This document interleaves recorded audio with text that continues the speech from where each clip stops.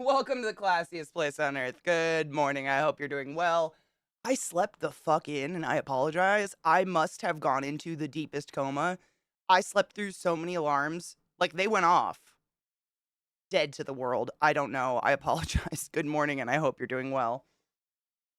I died a little overnight, I guess. I know. I feel like kind of buzzed. Almost like that second wind feeling when you like, it's like almost too much rest. I know. I feel like kind of because it was a lot. Like my body was sore from laying still so long. But I slept hard and I needed to sleep hard. I'm cleaning my bowl and then we're doing that. Happy fucking Sunday, everybody. I hope you're doing well. Gross. This weed is so sticky. It seriously makes my bowl turn black in a minute. Yuck. Good morning, Barry. How are you? My friends think I'm nuts, but when I can get my rocks off of a third of what I was taking, a couple weeks off is no biggie. Yeah. Honestly, so this is just my personal opinion. I think everybody should take a tea break once in a while. If you smoke as much as I smoke, it's like for multiple reasons, let alone the tolerance issue. Like, who the fuck wants to go broke smoking weed? Like, you guys know what's the point? I'm all about a fucking tea break. But also, I find that when I take a tea break, it's really good because it makes me sit and realize, am I smoking because I like weed or am I smoking to avoid an emotion? Because sometimes you just smoke so much, maybe you just never even hit the emotion to realize what you're trying to cover up. I think it's good to take a tea break. And I fucking love weed. I hate tea breaks. They're good for you. Bitchy as I'm good. I slept a lot and then woke up with no coffee in my house. But other than that, good. It's so windy outside. I'm honestly a little bit anxious. A little bit anxious. My electricity is gonna go out. But we're just gonna pretend it's not happening. Dude, jumping spiders are really cool. My biggest gripe with them is they just don't live very long. They're kind of like having a oh, I have a stoner bowl. I don't even need a pack a bowl. Here we go. Good morning and toast. Cheers. I take my tea break between harvests. That's what I do it when I'm like vacationing. I usually like if I'm vacationing and need weed, I'm not really doing it right. You know? I know I did BDO that coffee though. I wish I could nail down what the flavor is in that one. Like it's like tequila barrel aged or whatever, but it's got such a unique flavor that is really good and it comes through no matter what. So you guys know I have to put milk in my coffee in the morning because I have an ulcer. It sucks. I love black coffee, but I can't do it. And I hate when you get a coffee that like you just splash it with milk and suddenly it's just hot milk. Like you don't taste fucking anything, but it has a really good flavor and I don't know what it is. But it was fucking good. I'm glad I waited till I could actually taste to drink it, to be honest.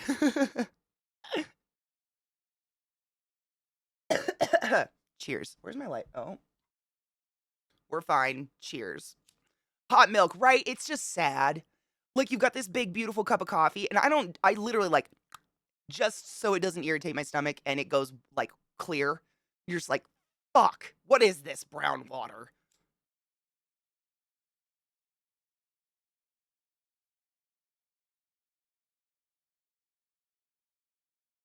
You got nasal pillows? Nasal pillows are incredible.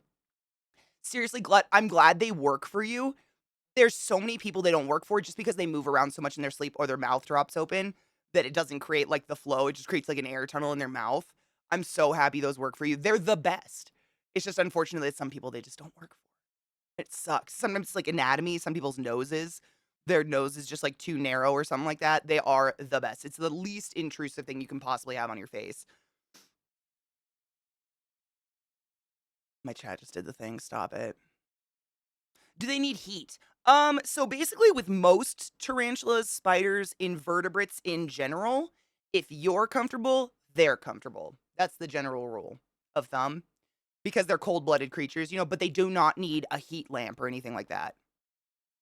Like no heat, you do not want a heat lamp. You don't want any fucking heat source near your spider at all.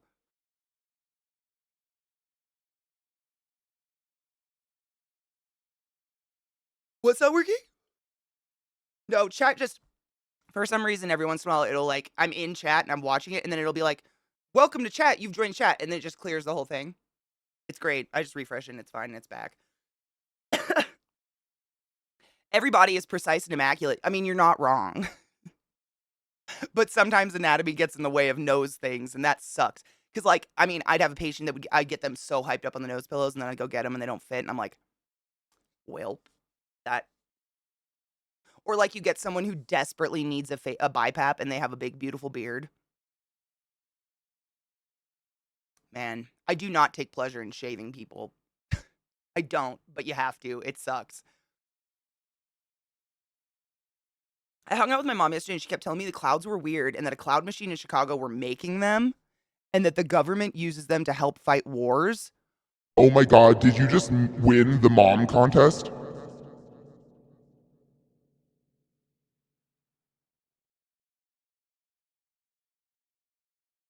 Wow, you win. I mean, we've all got a nutter in our family, but okay, you win.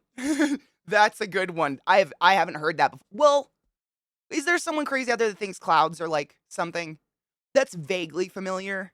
I feel like maybe there's a sect of people that think this stuff. I have an uncle and a cousin who went way too deep into UFO conspiracies. Isn't it sad? Because conspiracy theories can be really fun if you just take them with a grain of salt, enjoy the literature, laugh yourself, go move on with your life. But some people just get so fucking into it and they debase their life on it. Yeah, the birds aren't real, reptilians, whatever. Yeah, it gets I mean, look at just for instance all those people that are still camping out at the JFK Memorial like he's going to come back from the dead. What the fuck? It's been years. What are you doing? Mhm. Yeah, it's like you just got to wonder like where are they coming from? Jewish space lasers, that's another one. Yeah. I mean there's a lot out there that are just like, "Whoa." Oh, well those I'm talking like conspiracy theories like the the CIA exterminating him and or like, 9/11 stuff. That I don't know if I'd put that in the category as conspiracy theory because there's like evidence and shit. I don't know though. Who knows? Lizard people, I can't get my head around it either. I just don't understand where lizard people came from. None of it makes sense. I have no idea. I don't know, but it's fun to read about. Like, it's just, or like, God, you guys know I told you about that. Zach's best friend, Wendy from high school. She was at her child's school, and a teacher, I don't know how the conversation went about, but this was literally said, the teacher said, "Well, we all know that God popped the bubble around the flat earth when he was pissed at us, and that's why the flood happened. Duh." A teacher. And Wendy was like,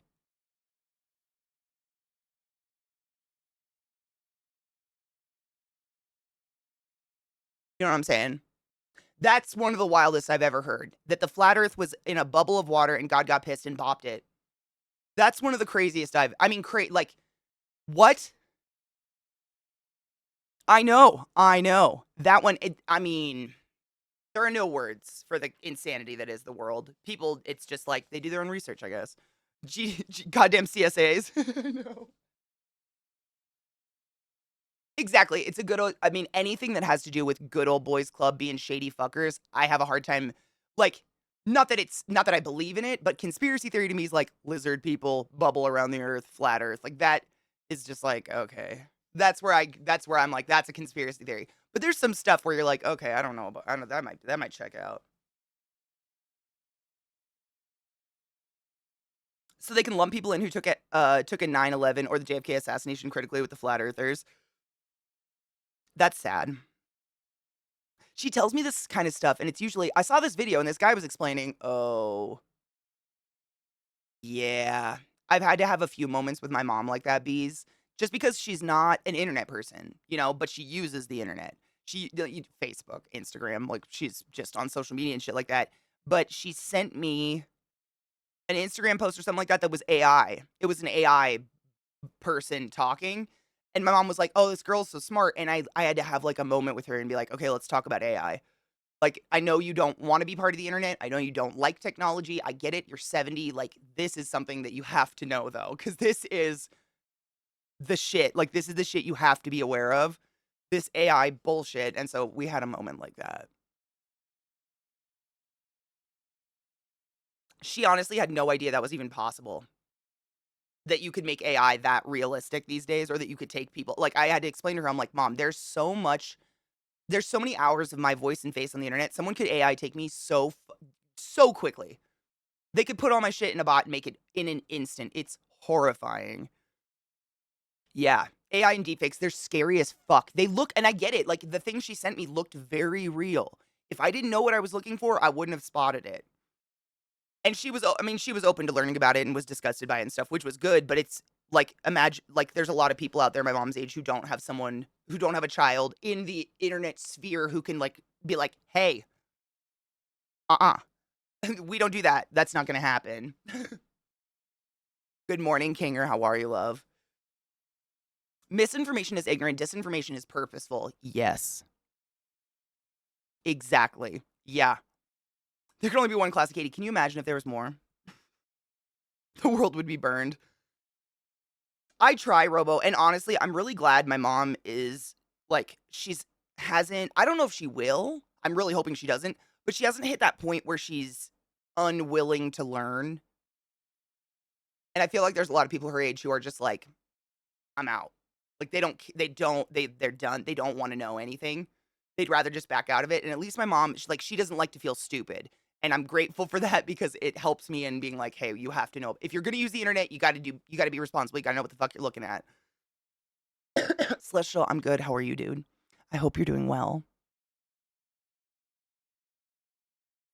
Good, Robo. I mean, it's the least we can do. They taught us not to shit in our pants, right?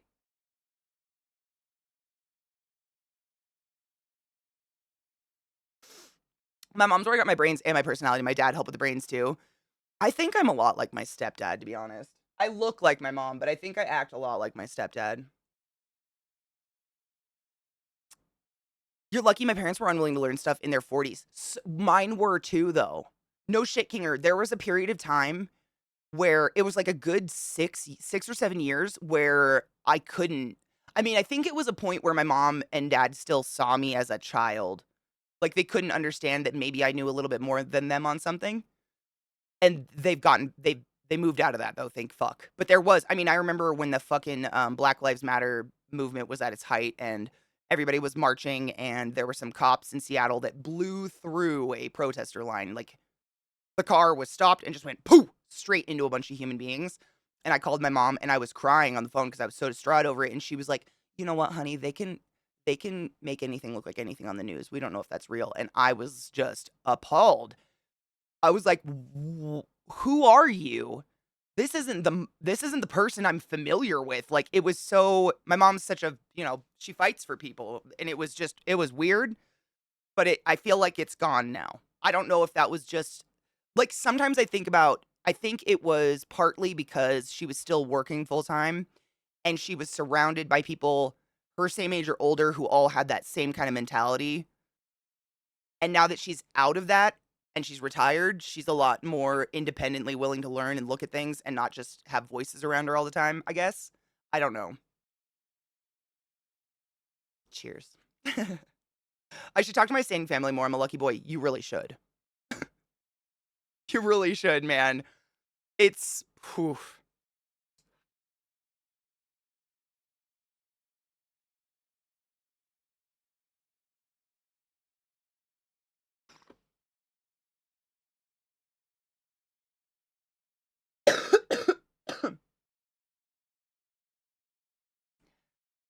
I'm lucky my dad's family were big on encouraging us to think for ourselves. My dad's oldest brother was a critical thinker who never forgot a single lie society told him. Sharp man, I miss him a lot. That is really, you are lucky.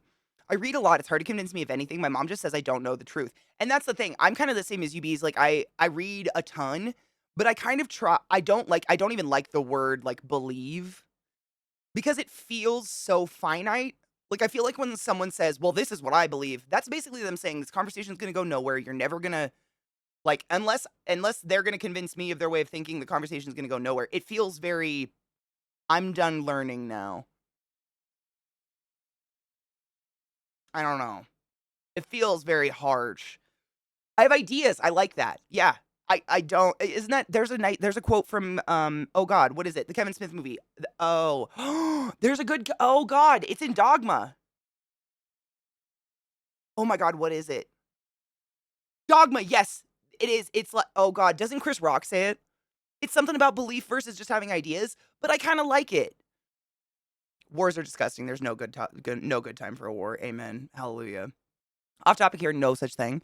But this morning I watched a documentary about a press crew that stayed behind in the city of Mariupol, Ukraine, and it was the most gut-wrenching thing I've ever watched. I cried for the full 90 minutes and I totally debunked Russia's misinformation attempts. It's totally, yeah, it's fucking horrific. I cry a lot. The world is on fire right now and it's really, really dark. Bethany, yes, having beliefs isn't good. Rufus, I think it's better to have ideas. You can change an idea. Changing a belief is trickier. I fucking love that quote so much. It's so good. I know. You literally can't buy Dogma. You cannot buy it. You can attain it, if you know what I mean, allegedly. But you cannot buy it. I know. I think wasn't it Kevin Smith tried to buy the rights to it and the Weinstein people were just like, "You'll never get it. Fuck you." It's locked behind Weinstein nonsense. My favorite crazy conspiracy, and it's a fave because it's so insane and not because I believe it. 100% agree with. I understand. Is that Michelle Obama is a secret trans woman and Barack Obama is a gay Islamist, whatever that means. Hard same. What the fuck is that? Hellbent on establishing the socialist homosexual Sharia system of Islam in America and eradicating Christians. What the fuck? I haven't heard that one. Wow. What?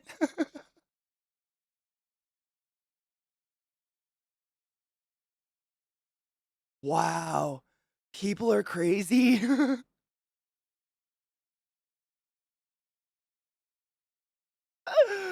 Wow. Our egg donor spouted that to us, and we were literally stunned into several minutes of silence.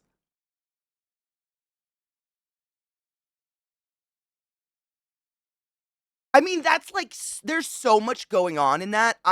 My brain immediately is like, "What? Where did it what? Is it cuz she has beautiful arms?" What?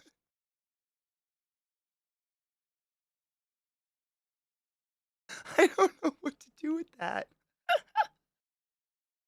Wow, that's a nut one right there. Yeah. Wow.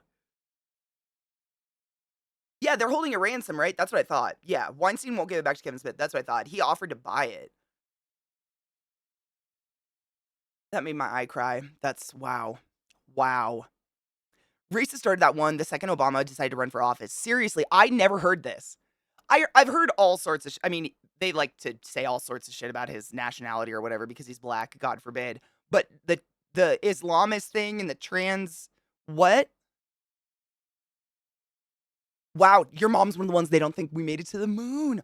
I've never met a person who actually doesn't think we made it to the moon. That's kinda crazy. That's kinda cool. Does she think it was like a film studio?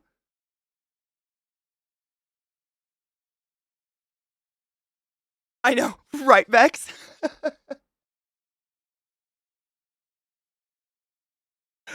Wow. Racists and gays in Islam, oh my! Gazies? The gays. I know, I didn't know we were that scary.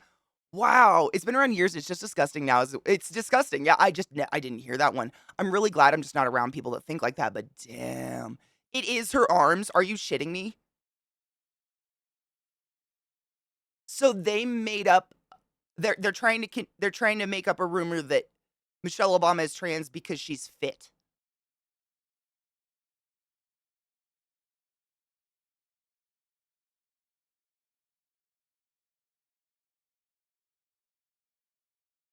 Alright,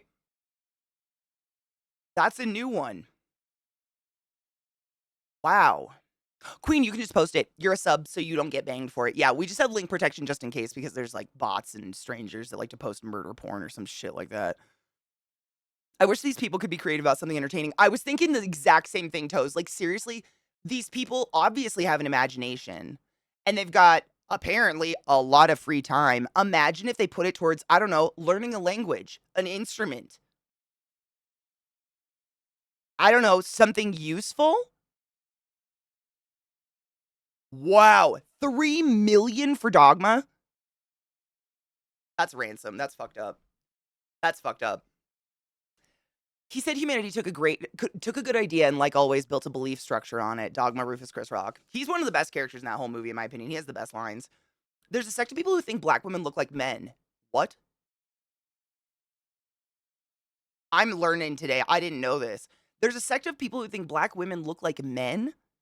It's transphobic, racist, misogynist, fucking stupid. Yeah, it's all of the above. What? What?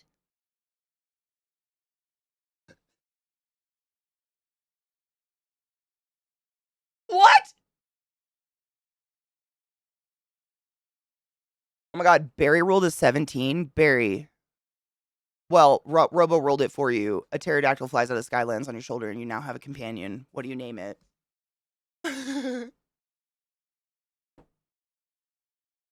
Wow. I was gonna say, I mean, Glut, get out of my head. Hold on. I'm laughing because I'm just disgusted. I'm uncomfortable. I'm sorry if the laughing comes off as me, like, being joyous about people being racist pieces of shit. Uh,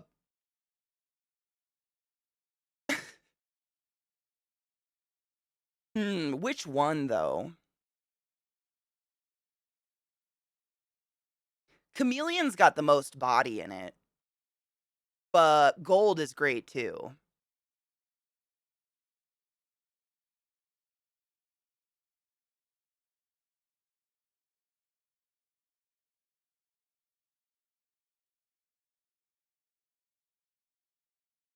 Same with Vampire in Brooklyn. No shit. Haven't you heard of basic biology TM? Women can't have muscles. I mean, it's like, there's no pleasing these people. We can't have muscles, but we can't be fat. I don't know what to do. I don't Michelle Obama has one of the most fit, beautiful bodies I've ever seen in my entire life. Um, I'm so sorry, but she screams femininity to me. She's like she's like a sex bot version of Onassis, for fuck's sake. I don't get it. I see there is no pleasing you, Mr. Powers. Literally. I say that way too often. A bong and a blintz. No, I was pulling up P now to show everyone, a black woman that apparently, I mean, what did they say, Viana? There's a sect of people who think black women look like men. Smoking a pancake? Bong and a blintz? The whole black women look like men is due to them having broad shoulders, which only men have somehow, allegedly. Even the white slave owners literally selectively bred and enslaved black people to make sturdier work animals. That's disgusting. Point, because I had never really, I couldn't ever, I was asking Chad, I'm like, I've never been able to figure out, like, is it stickers or is it a bodysuit or is it body paint? And we were like, it's got to be body paint, because if it was a suit, like, like a big nylon onesie or whatever with stuff on it, the chance of shit moving in the wrong place and exposing parts, highly probable. Highly probable. So we went with that's probably not what's happening. um, oh my god, this is real. Wait, okay, I have someone give me a clip.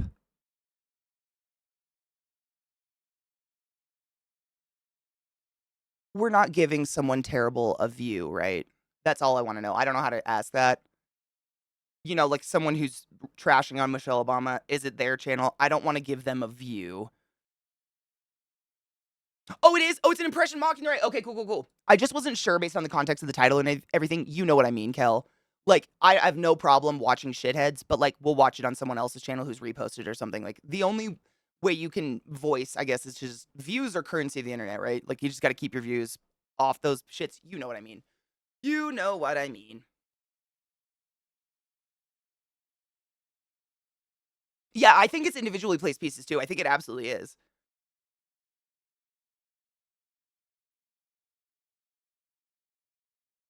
Oh, God.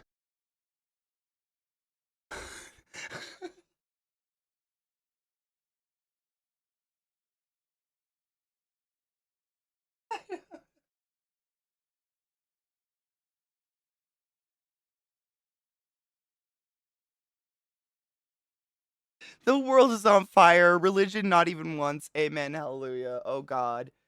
Hail Satan.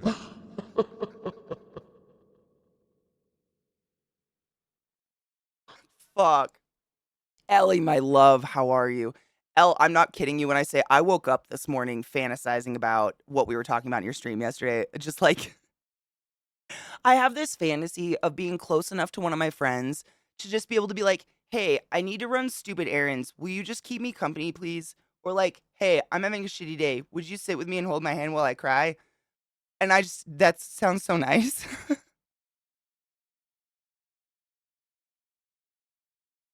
We need we need teleporters already, for fuck's sake. Give it. Absolutely. Absolutely. I miss that. Just like, that person that like you're not there to entertain. You can sit in total silence and literally never say a word, but you have company to be like, "Hey, look at that thing. That interesting thing I just looked at." And that person will be like, "Wow, look at that thing." And then you're done. And that's the conversation. You just continue with your day. I miss that shit. I love Canada, honestly. I grew up like Canada light. You know what I mean? You ever have a friendship? I had friendships like that back in college and shit where it was like you could just text someone or call because texting wasn't real and be like, "Hey, I have to go to Costco. Will you please just come with me?" And they would because they had nothing better to do, and it was great. Thank you for resubmitting the class, keeping the class alive, and giving a fucking anus swings. You just gifted a sub. Just kidding. Thank you for gifting a sub, Mr. Fox. Knives, you generous fuck. I appreciate you. Yeah, a flying car. I mean, honestly, I'd settle for the shoes that you just like stomp into and they tie themselves for fuck's sake. I'm not asking for a lot here. My back's getting bad. Hello?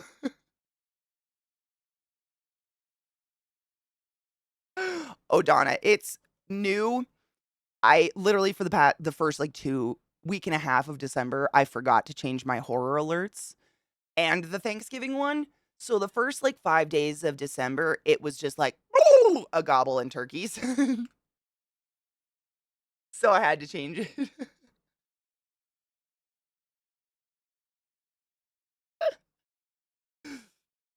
I know teleporters will kill you. I mean, no, you're right. Medically, yeah, you would not have a heart beating anymore. You're not wrong. My cousin and I did that for the whole night with so much joy. My first best friend, Canadian in the mid '90s, Brian Mangan, turned me on to the hip. Turned me on to the hip, like hip hop, hip hop, the hip. Can we call that the hip now? Mel, I mean, if you don't know though, you don't know. Like, what if the teleporter made it so all your injuries healed on the other side? Because your body just like knew. Wouldn't that be sick? Like no scars on the other side. I'm saying we'd all get our like mobility back. Oh, yes. I know. That's what I'm saying now. It'd probably not go that way, but maybe. Gobbles are the best, but the turkey circle freaks me out. If you guys are unaware of this, turkeys are like, they're not as stupid as people give them credit, as people say, but they do have a habit of like, they'll follow the leader eternally. And there's that video that was the gift for all of November where it's turkeys circling a dead cat in the road because they're trying to figure out if it's a live predator, but like they can't stop circling it because they can't stop following each other. It is a little goblin-y. It freaks me out a little bit. Like, do they just die this way? I am not Canadian. I never said I was Canadian. I said Canadian light. I've literally multiple times in my life I've been told I sounded Canadian, and I think it's just growing up on the border. Like maybe there was something going on, but light. Like I've told you this. Like where I grew up, gravy comes with fries. Nowhere else in Washington does gravy come with fries, but I was close enough to Canada to get the bleed over. But that's it. I watch hockey. Like roundabout, not honestly though. Knives, no shit. I've been to Canada 5 million times. We used to go there all the time in college because you could drink at 19. So we'd just pop over the border and go get blasted. It was great. But I've never fucking known a Canadian to say a boot in my life. I've never heard it out of an actual Canadian mouth. I don't know where the fuck it came from. Like, where in Canada are people saying a boot? I've never heard it.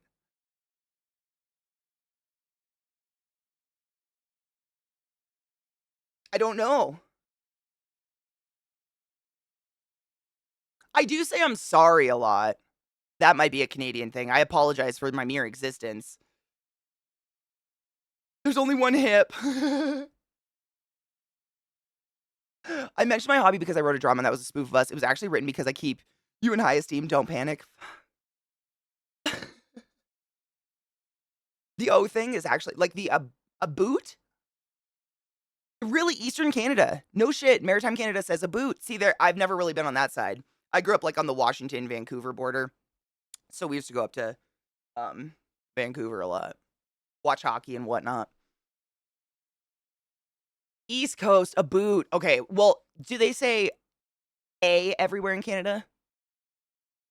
Because I was trying to think like what's the most like language evident thing in a Canadian on the west side, and I would say a. Like it's every other fucking word. It's like or like to everyone else. Instead of saying or like, it's a everywhere. It's almost comical the more north you go. Like when I was in Alberta, I was like, y'all know any other words? A take off, eh? Yeah, that's what it is. Take off, eh? Yeah. That's a big one on the west side, but I don't know if that's everywhere. I've never been to the east. Well, I've been to Toronto, but it was a layover. That doesn't count. In Newark, we have disco fries covered with gravy and melted mozzarella cheese. Garbage plates. Garbage plates. That's all that matters.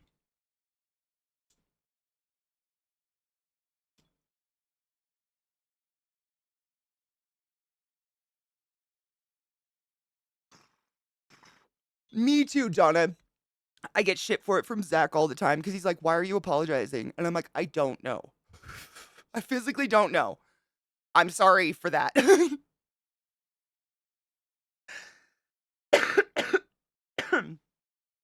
Is the Maritimer dialect similar to like Newfoundland or Maine?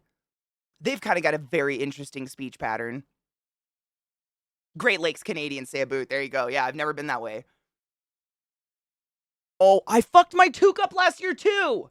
Shut up. You lost yours? Wait, you lost yours? I can't even talk about it yet. I'm still so upset. I have/had the perfect toque slash beanie, whatever the fuck you want to call it. It was saggy and huge, so like I could put my bun fit in it and it would still like come down all the way. It was wool. I got it in Germany years ago. And it was just perfect. It didn't squeeze my head. It was like kind of oversized, so it sat a little bit loose. And it was like thick as fuck. And it had a little fuzzy ball in the end. It has all of these things still. But somehow it got into the laundry and it got washed and dried. And now it looks like a wool condom. And I cannot find a dupe. And I'm so fucking heartbroken. Like, I don't want a fucking condom on my head. I don't want a skin tight beanie, and they are all like, I just have too much hair. I need a beanie that's like meant to be like a dread beanie, but it will look normal on me. You know what I'm saying? Baby sized. Yep. It just, and I'm seriously like, I coveted this beanie so hard for so many years and protected it with my life. And I'm still so heartbroken about it. It was my favorite thing in the whole world. I'm so sad. Being in the land of cheese, I am also Canadian light. I mean, it's inevitable. I mean, the land borders, let's be real, they're fake. They're just foobar shits. But when you live, I mean, literally growing up so close to the I got these links. Thank you, Fox and Robo. I got them. Yeah, you grow up so close to a border, it's inevitable. Like I said, gravy on fries. I remember moving to go to college to the Puget Sound, and no one had gravy for the fries, and I was like, what's wrong? Why does this part of Washington suck? Why do I have to pay for gravy? What's happening? Ketchup? What is that? I was upset about it. But I'm American, like I'm born and raised, but it was just literally 20 minutes from the Canadian border. You just bleed over, man. It's inevitable. Seafood's like a religion in the maritime. As someone who doesn't like it, I was always the black sheep of the family. Taz, oh my God, I identify so hard with that. That's the way it is in Washington and Maryland, actually.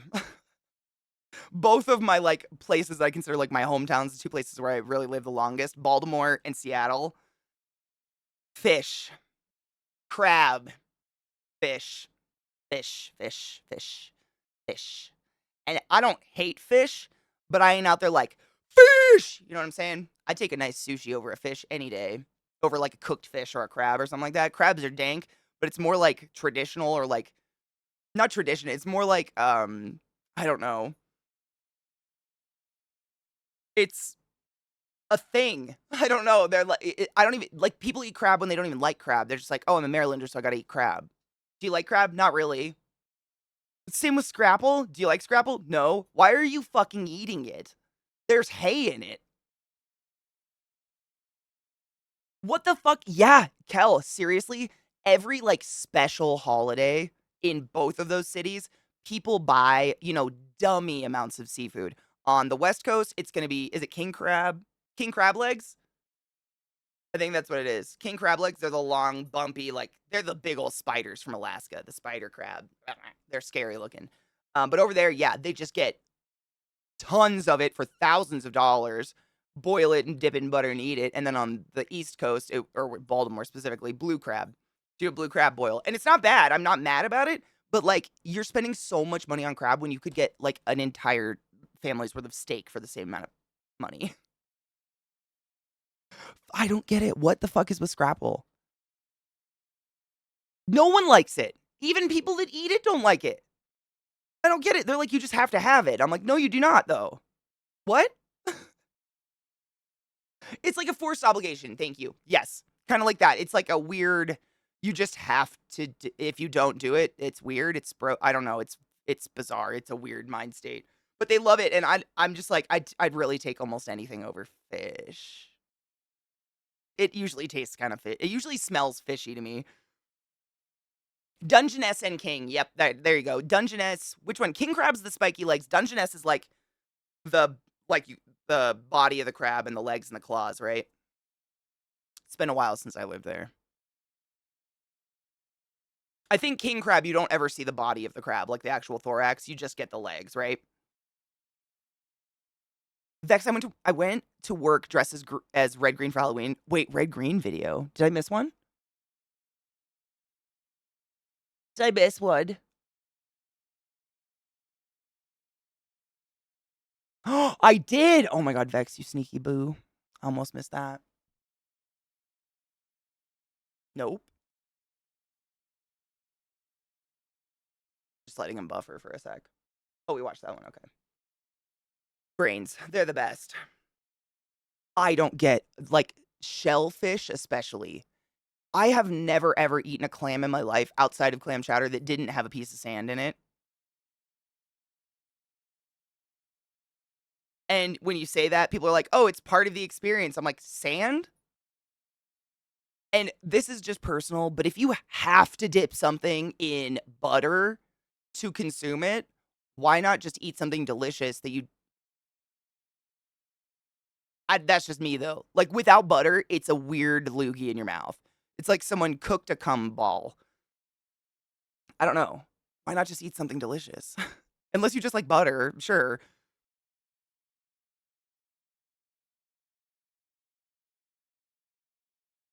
Geta? Why do I know what Geta is? Why do I know what that is? Why do I know what that is? BDO, what is it? That sounds so familiar. Dude, Evelyn, there's literal hay in it. I mean, it's not the worst thing I've ever had in my life, but if someone's like, hey, do you want bacon or Scrapple? Why would anyone choose Scrapple? But they don't say mine. What do they say? Hey. It was really great. Only sad thing were the amount of people that didn't know well, 15-ounce mug's the only way to go. This is already empty, and I just keep grabbing it to drink it again. My water. Scrapple, it's a similar, like, concoction to Spam. It's, like, oats and pork sausage, ass, lips, and mouth, whatever you wanna say, ass, lips, and hooves. But it's not pale pink, it looks like sausage. It looks like breakfast sausage, it comes in a loaf, you slice it just like Spam and fry it or whatever. But every time I've ever tried it, it tastes like there's definitely a back flavor of hay. Like, just hay. I don't know. It's yeah. I'll Google a picture for you real quick. Hold on. It's I forced Zach to try it when he went to Baltimore. I was like, everybody has to try it so they know I'm not crazy. And he tried it and he was like, why would anyone eat this? I'm like, I don't know. When bacon's available, I don't know. I don't know. I think it's one of those regional things where it's like people that are born and raised with it just fucking love it for some reason. Scrapple. I imagine it's similar to Lieberwurst, but Lieberwurst tastes 5 billion times better. I know, Kel, I'm here to ruin your day. That's literally looks like that. And then they fry it and it looks like that. Yeah, looks like Spam. But it's like the biggest difference between that and Spam, and I don't know the ingredient difference. I think this has oats in it or something more like blood sausage. It's like got a whole load of different textures going on in there. It's not like Spam or like a hot dog where it's like really finely ground. And so it's like a smooth overall texture. Yeah, we talking about Scrapple. Tell him what your We talking about Scrapple over here. tell him what you thought of Scrapple. It was not great. That's what I said. I was like, if You you're ever fried up like Spam or fried bologna or something like that? It's like it's okay. It's not great, but it's okay. It's not bacon. That's the main thing. It's not bacon or a sausage patty. you remember it being like weirdly textural, right? It's not smooth like Spam. It's like, It was like meat hummus. oh my god. I don't know if you heard him, but he described it as meat hummus.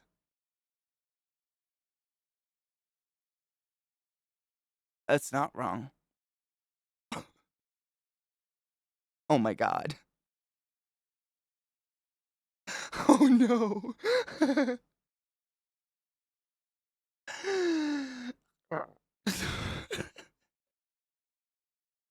It is. It's like if you hand ground your own hummus, so it's kinda got different sizes of chickpea in it. Yeah, it's got a weird chunky I love hummus, but a meat hummus? I don't know about that. Yes, exactly, David. If it's the only thing there and I need breakfast, I'll eat it because it's not bad. It's not something that, like, sends me over. It tastes kinda like sausage, like a breakfast sausage, but it's not as, like, oily. It doesn't have, like, the same, like, fatty, sweet flavor, I guess. It's not terrible. But if there are other options, I will go for those other options every single fucking time, and every other person I've ever known in Maryland will as well. But it's there and they'll eat it. There be meat hummus among us.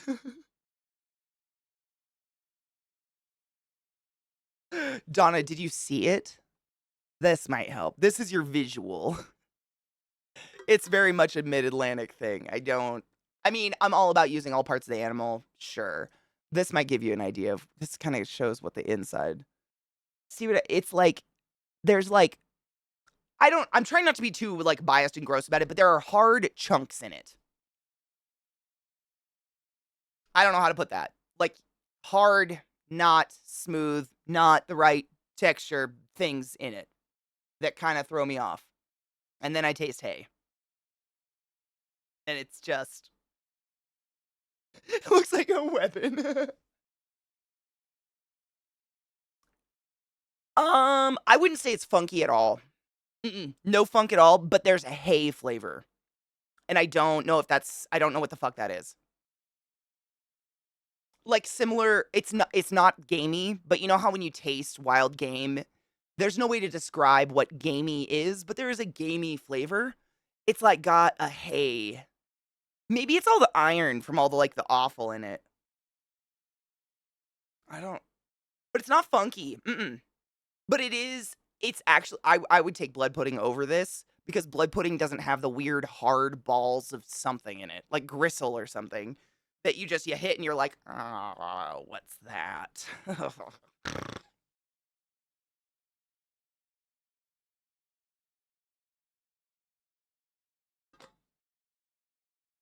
Tactical Scrabble.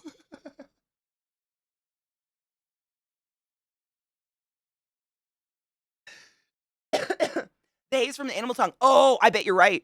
I bet you're right because they use all parts of the animal. And again, I'm very in support of that. Like, I like head cheese. I like fucked up food. Scrapple's just not one of them. Hay. Yeah, hay. Like grass. Yeah.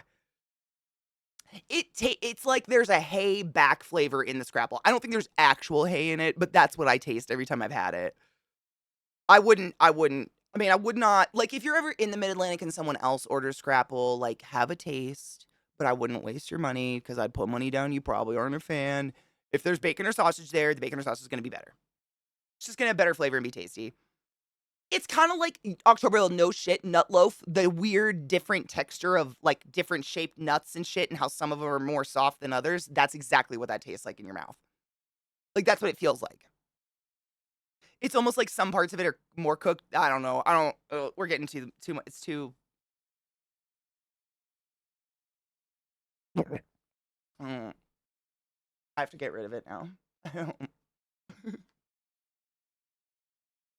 I'm stuck. You don't match your outfit to your eyeshadow, but you did again with your hoodie. Did I really? I kind of did. No shit. I totally don't. I don't get dressed. Like, I don't put clothes on until like 3 minutes before I'm on screen. It's crazy.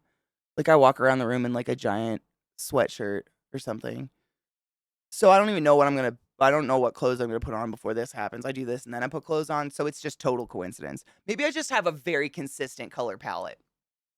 So it's like inevitable I'm gonna match somehow. Maybe that's it. Hello, Bacon. I hope you're doing well, Honey Bean. Weird food aside, yesterday I was gifted Lethal Company. It was so much harder than it looked on your stream. Right? I'm saying it's not easy at all. Like, it was hilarious when you die, but man, if half your team dies to lightning the moment they leave the car and you're alone, like, what the fuck do you do now? Glut, is it wearing a wait, what's wearing a turtleneck? Cover me, I'm snacking.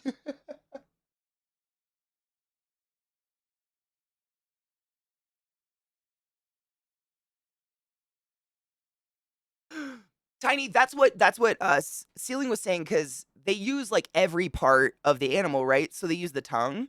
I bet it's hay flavor from that. I mean, and the animal literally feeds on hay. I mean, that's inevitable, right? Me too, Donna. Like, there are a lot of parts of the animal. Like, I can't take liver. It's got a weird chalky texture to it that just sends me over. But I'm in full support of other people consuming it in every way. Like, please use all the animal if you're gonna kill an animal. I'm here for it, and if I had to, I would. But like, it's a little irony for me.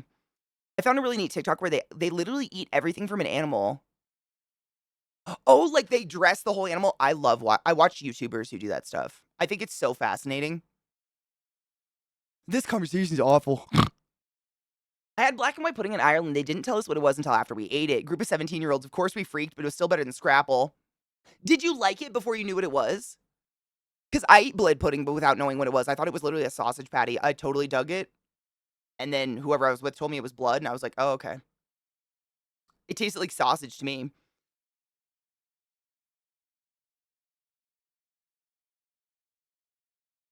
Oh, boo. Bacon. Are you doing better, though? True, Vex. That's possible. I don't know. I honestly get dressed in the dark. Like, I don't, I go by feel. Seriously. Because my room is really small and Zach sleeps in way later than me. So I literally like creep in the room when it's pitch fucking dark. We have blackout curtains. And I sit here and I go by feel through my shelves for whatever that I'm gonna put on. And the material, I'll guess. And then I'll like walk out in the hall and look at it. And if it's not bad, I'll put it on. It's really hilarious, actually. I do. I'm literally that's my leggings. I go by what the texture of the like stretchy shit is, and I know which ones I'm pulling out. It's for me personally, there is nothing in the world more like viscerally infuriating than being woken up. I fucking hate it, especially if I'm in a deep sleep, like a deep, beautiful sleep.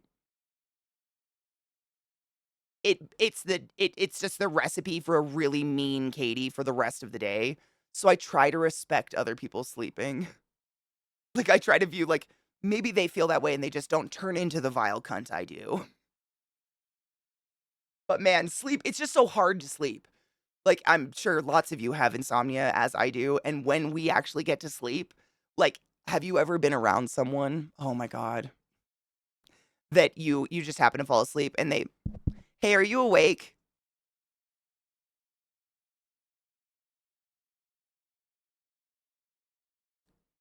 "I'm going to boil everything you love in front of you. How dare you?" "Are you awake?" I'm gonna kill you now. Don't do that to people. And hey, if you did it once and they don't respond, doing it again is the wrong decision! "Hey, you awake?" Fuck off. My mom is that person. "Hey, oh, you were asleep." Bitch, what?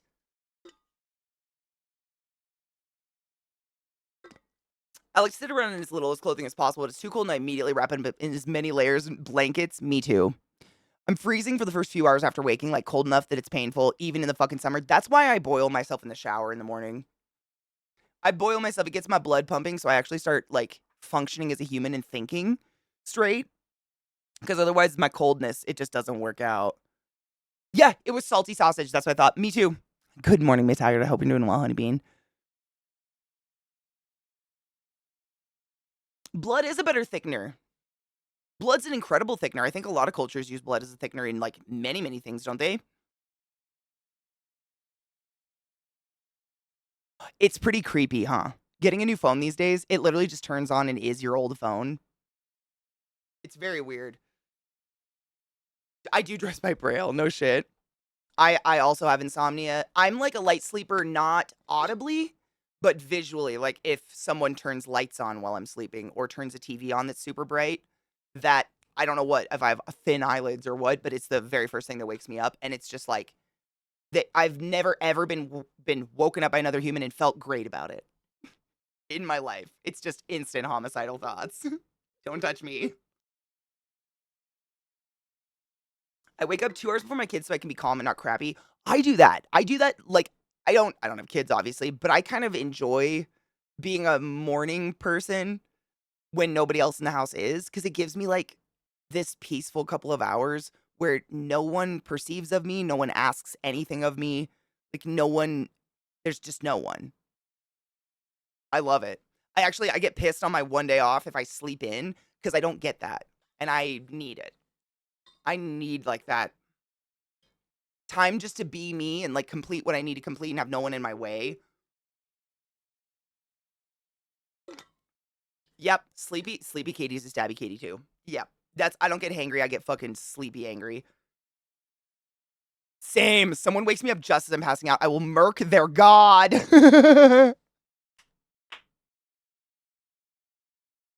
Hard same.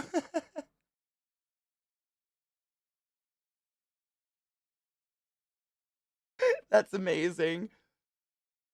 Oh, what up, Revolticon? Did I bleed your ears? I'm so sorry. You should bring tissues. So waking up is one of the 5 things in creation that can make you angry? Mhm. Not necessarily waking up in the morning, like, my alarm doesn't piss me off, or, like, just waking up in the morning, but if someone wakes me up, especially if it's for something that's, like, not I mean, absolute don't wake me up for anything but an emergency. I don't care. I just am gonna be mad. I'm just and it's because it's, like, inevitably, I know it's going to be so fucking hard for me to go back to sleep. Like, that's where my brain goes immediately like, "Oh, good. Guess we're up till 5." Because my body thinks that 15 minutes was good, you know? It's weird, but yeah, I think it's because my mom is that person, like, if anytime when I was a child trying to take a nap, "Hey, you awake? Hey, are you awa Oh, were you sleeping? What the fuck is wrong with you? Get a hobby!" So now I just, like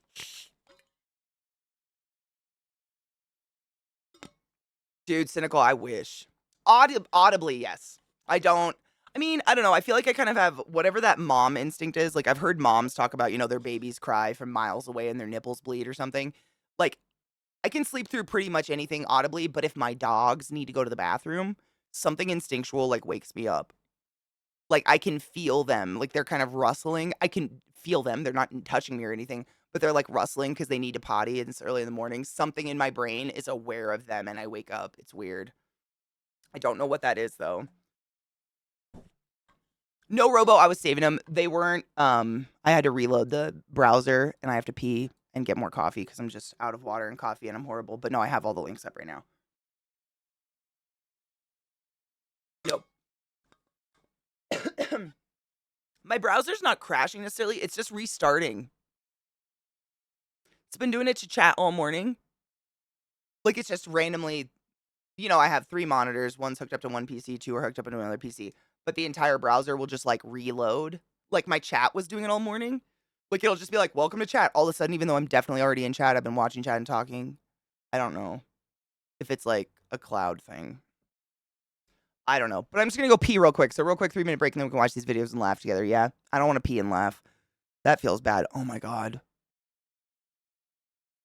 The last 2 videos buffered, and one of them is a gigantic hot pot, and it looks so fucking delicious. I don't know what that is, but I wanna put my fucking dick in it. Look at that. Holy shit. Wow. That wind, no shit. So Trick has his leg up and he's peeing, and I'm not kidding you. The wind like caught his belly, and I watched that dog like his leg like went around his back and almost the other side, but he stayed up. Crazy talent and did not get piss on himself. I didn't know they were so flexible. That was mildly impressive. Oh, give it to me. An article? Wait, is it? Yeah, give it to me. Have you never? Oh my god, Attack! These guys are great. They're the Old Gods of Asgard. They do a lot of the music for all the Alan Wake movies and Control movies, games, and the game Control. This is the one from Control. It's a level in the game where I mean, it was definitely my favorite part of the entire game. It was so fucking cool. It's like a weird, progressively built maze you start sprinting through as fast as possible, and this song just starts playing, and it's like, "Take control," and it's fucking epic. It just fucking pumps you, dude. That part of the game is so good. About growing oh, dude, stem cells are fascinating. Mini brains grown from stem cells developed light-sensitive eye-like features. Oh my fucking god, what? Oh, that is creepy. In a new study, researchers remarkably grew miniature brains with a set of eye-like formations called optic cups. The optic cups are precursors to the retina and is developed within the mini or organoids resembled the emergence of eye structures in human embryos. Look at this. I haven't seen that in I don't know. So long. I have no idea. That like awoke core memories in my head. Wow. That it's been a while. Damn. That yeah, that was great. Thank you for that. My brain literally was like having a weird like moment.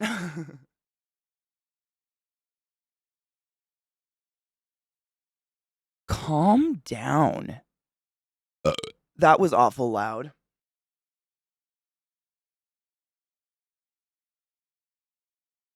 I used to listen to the Bob and Doug record when I was a kid. Wait, they had a record? I think I saw that and I don't know how or where, but I definitely saw that. You know what's crazy? One of my favorite beers growing up was Molson, but I think that's like considered shit in Canada, isn't it? We used to drive up to Canada just to buy it. I fucking Molson is good. I think it's considered the shit beer up there, but it's better than our shit beer. We'd get cases of it and bring it home. The shit was tasty. Cheers.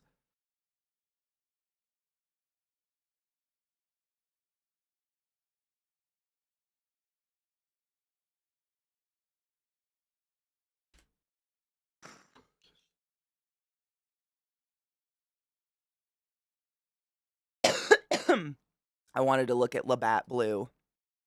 I've seen it. Oh, it's the shit that looks like Bud. I've never had it, but I've seen it up there. I've never had it, but I've seen it up there a bunch. Yeah, it looks just like Bud. This shit. Yeah. Yep. Strange Brew?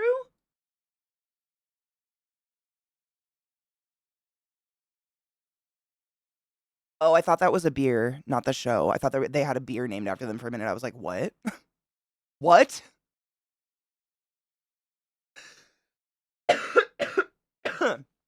Jesus. Molson is to Canada what Beck's is to Germany. They export the bad stuff to keep all the good stuff to themselves. I've never had Beck's. Is Beck's bad? Oh. Labatt's Blue is the case of beer that tastes the same warm as cold. So it's Canadian Natty Ice. Yeah.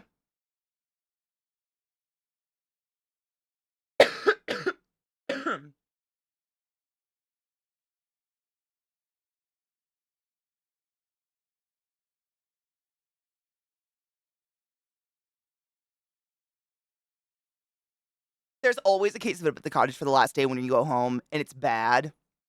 Beck's is bitter and gross. I don't like bitter beer. I thought Germany was big on Kolsch, which I was led to believe was kind of tame.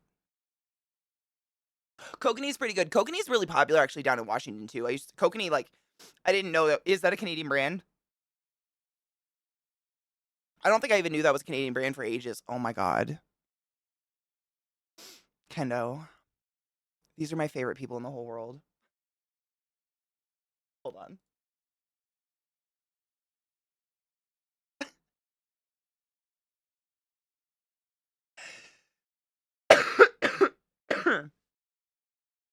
Molson Dry? I don't remember ever seeing Molson Dry. I know there was different Molsons though. I can't remember what they were. It's been so long. I want to say it was like Molson Gold or something, and then there was a normal Molson. But it was really drinkable, and it didn't make me feel like I drank a loaf of beer. Puppers is the shit. I'll take a Puppers. I lived in Germany 6 years of my life. There's so much good beer there, and Germans don't actually drink Becks for the most part. I had really good beer when I was in Germany. I think I was just told this, that, like, in Germany, Kolsch is a type of beer that they drink a lot there because it's very drinkable, it's very light. But I don't know what kind of beer I had because most places I went were, like, small, you know, little, restaurants or whatever up in the mountains that, like, they had one beer. Like, they had probably a family beer on tap. Like, you just said you wanted beer and you got beer. It was delicious. It didn't taste, it wasn't, like, hoppy. I don't know. I know beer is literally made of hops. Like, that's what beer is. But when it's overtly hoppy, it tastes like medicine almost to me. I don't like it. Every town has its brand. Maybe that was it. Every rose has its thorn. What is a rose by any other name? I'm surprised we aren't having puppers right now. Amen. Puppers is the beer. What's the whiskey they drink? I'm blanking on it. I need to rewatch. I haven't rewatched in a bit. Let's watch this. Gus and Brew. Gus and Brew. Yep, Gus and Brew. Who's got the keys to the Jeep?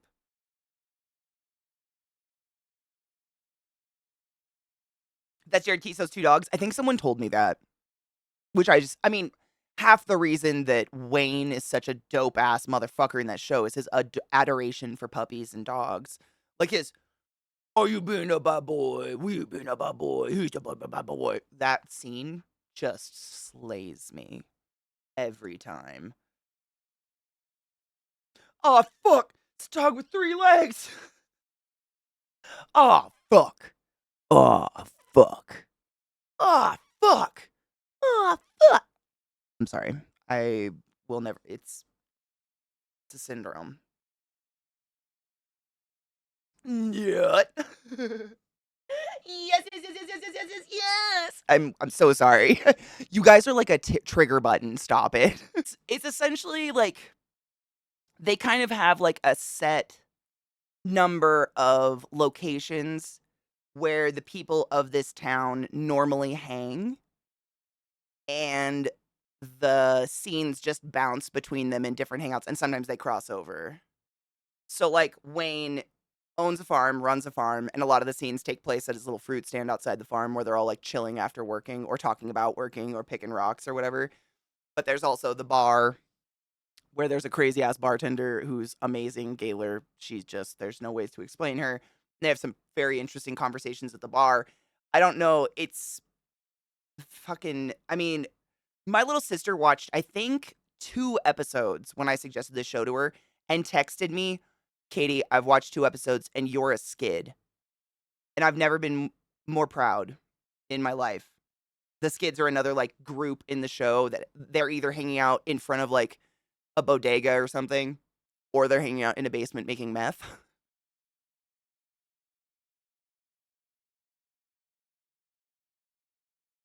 100%. Like, meth aside, I've never done, don't plan on, but 100%. Yeah, that was me and my friends. We didn't dance because we were small town folk, but we would definitely sit on the curb outside of a gas station and smoke cigarettes and feel really cool for hours and hours and hours. Yeah. Uh-huh. Are Jay and Silent Bob skids?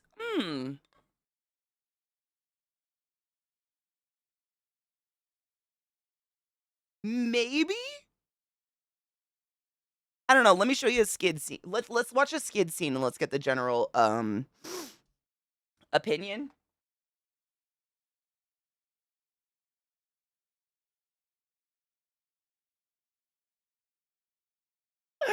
Yeet, what the fuck is up?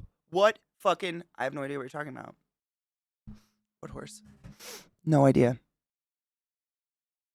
Man, I don't think like, when I was younger, I was too self-conscious to try to dance. And so now I'm just like, well, they're good. I mean, they really do get good. The show definitely matures as it goes. Like, but I honestly, even for, I don't think the first season is bumpy.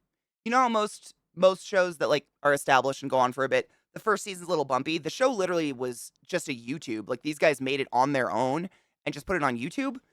And then someone bought it, and then Hulu bought it. We were talking about this the other day. You guys know who bought it, but like a big company bought it, you know, and obviously offered to help produce it and shit. So the budget starts going up fast. Crave bought it. Thank you. Yeah, the budget starts flying. Parks and Rec. Yes, Parks and Rec is one of those shows where the first season, I love it now because I've watched through it a million times. But the first time you watch it, you're kind of like, is this just trying to be The Office really hard? And then they get their own groove and they stop doing so much of the shaky camera bullshit. It just gets a lot better. But yeah, it started out just on YouTube and they're just great. It was a 2-minute video between the Hicks and the hockey players, and a second one of Daryl and Wayne riffing off small town problems. Wait, what? I don't think it is the guy from Workaholics. The hockey player? Let me look up the video of the Hicks and the hockey players. Yeah. Hold on. Because that's one of the originals, right? Where it's just them quipping at each other. It's one of the best because the hockey player, like, vernacular is fucking ridiculous. That was the original. That's what I thought. Okay. Hold on.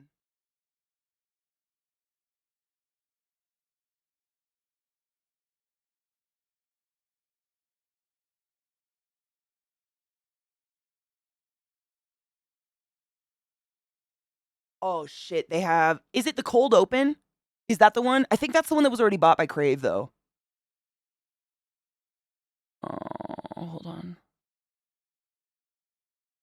It's not the cold open, right?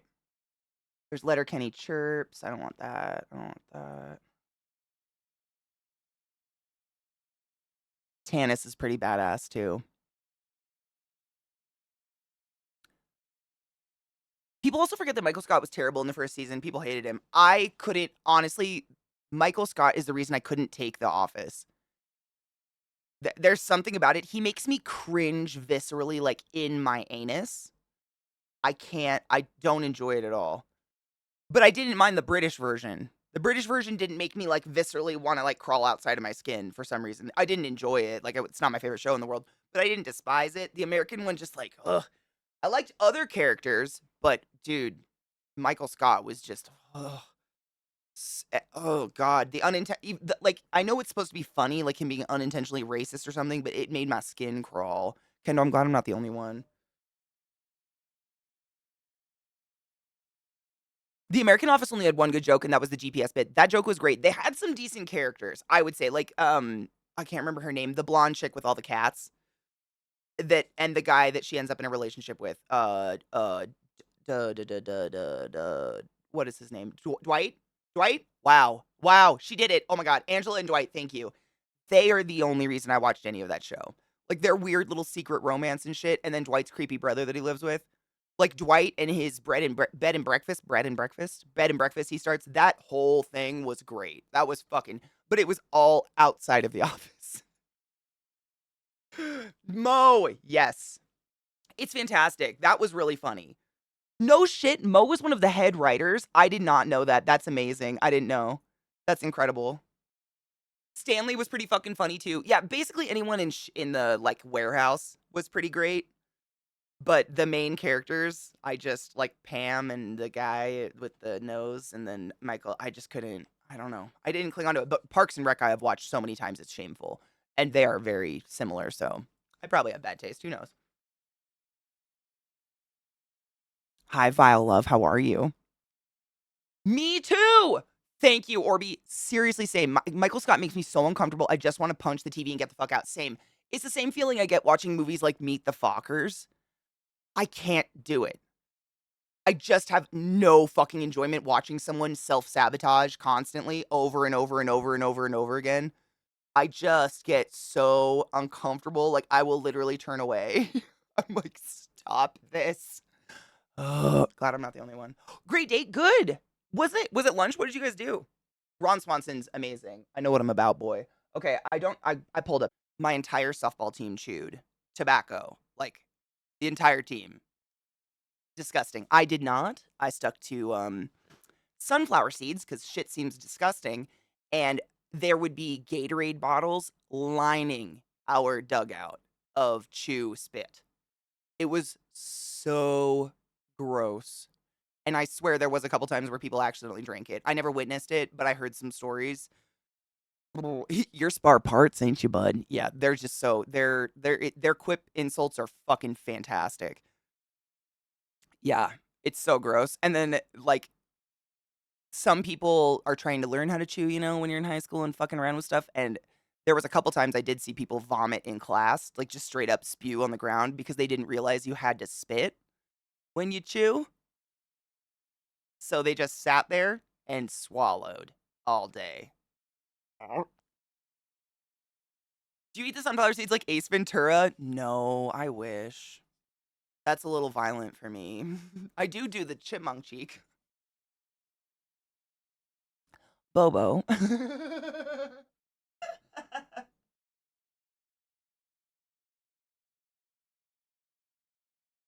Dude, Bobo, I can't even yeah, someone did it on my bus. I was like the first stop to be picked up, last stop to be dropped off. I was like super far the fuck way out of town. And there was one kid on my bus that his parents owned the orchard up the street. And so he had to ride the bus as long as me. And I think he stuck a dip in when we were at school.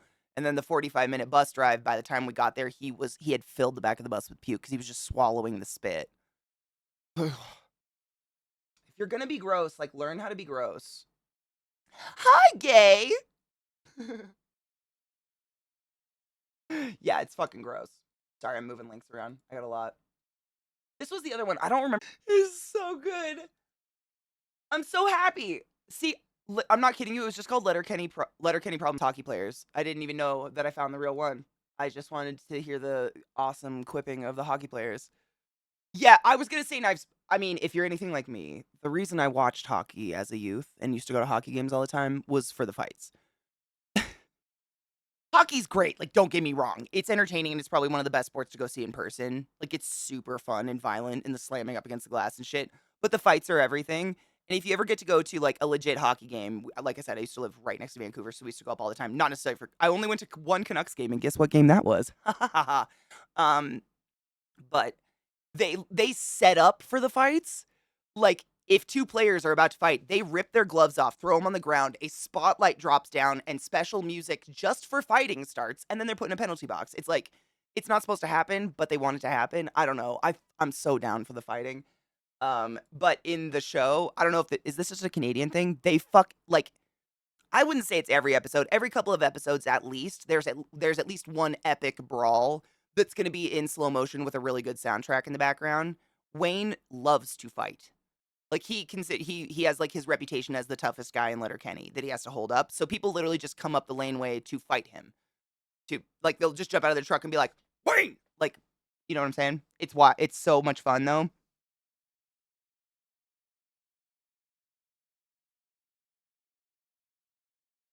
Exactly, it's like, "Don't you fight, we're gonna put you in a penalty box, but also we have this fancy spotlight, and if you'd like some special music, let us know. Take your gloves off." Literally, yeah, it's wild. See, I was never, like, good on skates. I don't know, I like ice skating, but for hockey, I was never good on it. Maybe because I didn't have hockey skates, it's real hard stop. Fucking Shoresy is really good. Shoresy's like, but if you've never seen Letterkenny, you gotta watch Letterkenny first, I feel like. You think? I don't know, they're not necessarily connected, but, like, half of the humor of Shoresy in Letterkenny is because you don't really know who he is, and he's, like, mysterious at first. Kind of forever, I guess. Robo, or was it Robo? Someone was saying the best, I think it was Robo was saying the best, or was it Ghetto? One of you said the best, the best, scene is Gaylor and the McMurrays. I was trying to look it up. Is it in the bar? There's a lot of scenes with the McMurrays and Gaylor, so I don't know. I don't know which one it was. That was Ghetto. Okay, thank you. I couldn't remember. I pulled it up when we were watching this one and my brain blanked out.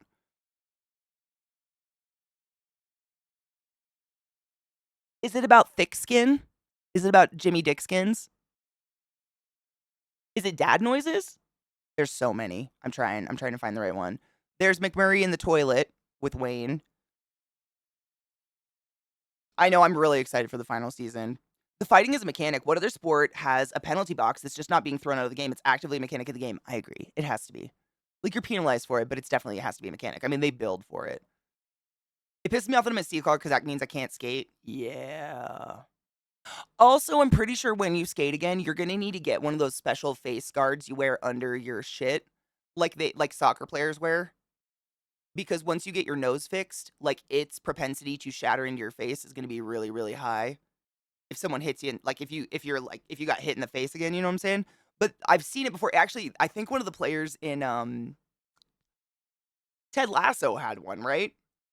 Because his nose got fucked up, and it's literally like a half face shield that's flesh to your skin, but it's like specifically from a doctor. It's molded to your nose, so it's the exact shape of your face. But you have to wear it under your helmet and everything, because the slightest pressure could make your entire new nose collapse in. So you got to, like, be real hardcore. Like, just ask your doctor about it for real. But you got to be real hardcore careful when you get your nose fixed, because they're fragile.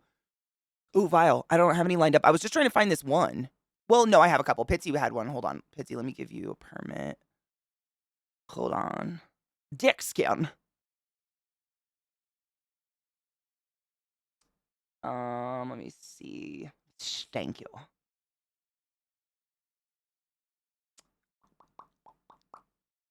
I think hockey rinks are also smaller in the US and Canada, and there's some speculation that that is why. Are they smaller? I would have thought the ring size would be a regulation thing, but I guess maybe if we don't play internationally.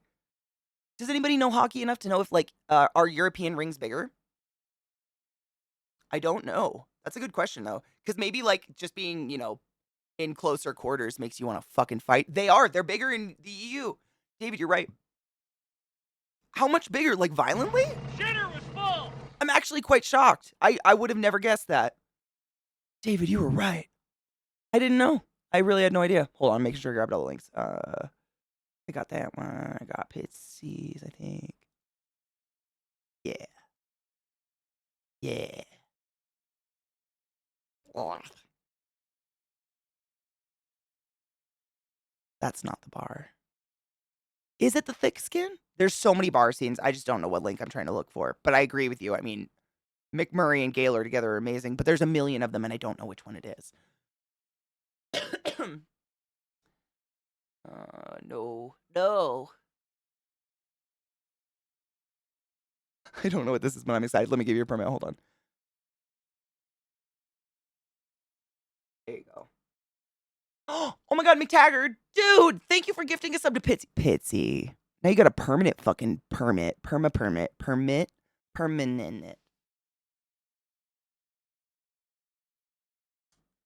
Words are hard. Euro's wider. Interesting. So the NHL is 200 feet long by 85 wide. The Eulero is 197 by 98.5.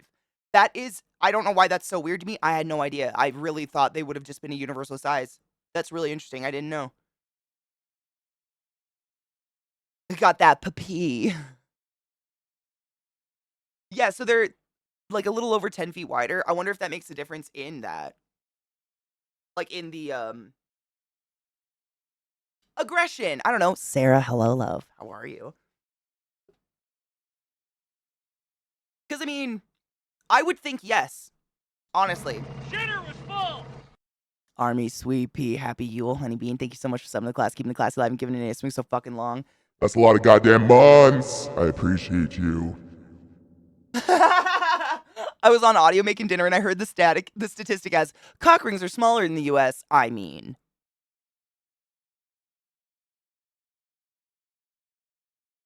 Guy. I've seen a lot of shit popping up about him again too, and I'm like, oh, I don't care. Yeah. Personal theory. Alleged. They just want to keep, like, they got put in, like, you know, Times, what was it? Like Rolling Stone. They were reported on by Rolling Stone because of Ned's infidelity. Like, I think they want to ride that fame for a bit. So, like, bringing it up every couple of months is good for them, maybe. But that's just me being a cynical cunt. I don't know. That was really fucking funny. I have to save this. Oh my god, the best of Shorzy. Fuck yes. Hold on. Shorzy's great also. So, like, if you guys are watching Letterkenny and you managed to blow through all of it, check out Shorzy. It's phenomenal. I don't have any words. It's literally... Oh my god, wait, nope. Damn it. I found the ambush McMurray. McMurray on rolled being gay, but that's not the one we want. Man. There's dad noises. I think it might be thick skin. I don't know. That'll give you a taste of Gaylor at least.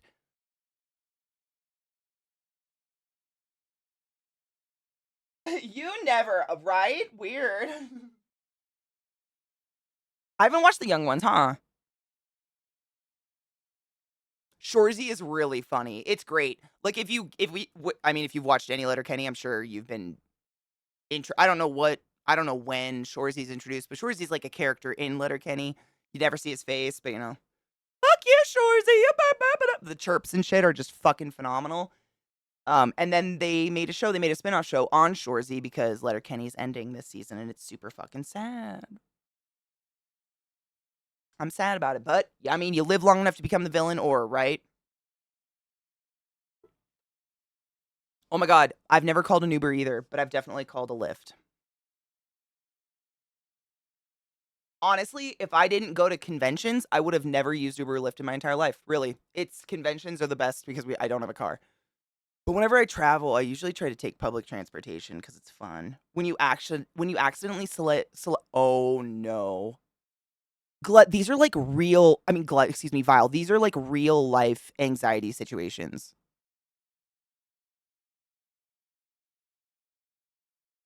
This is my nightmare. I haven't called an Uber. Oh, I'm sure they do. I'm understanding the theme of it and I'm into it.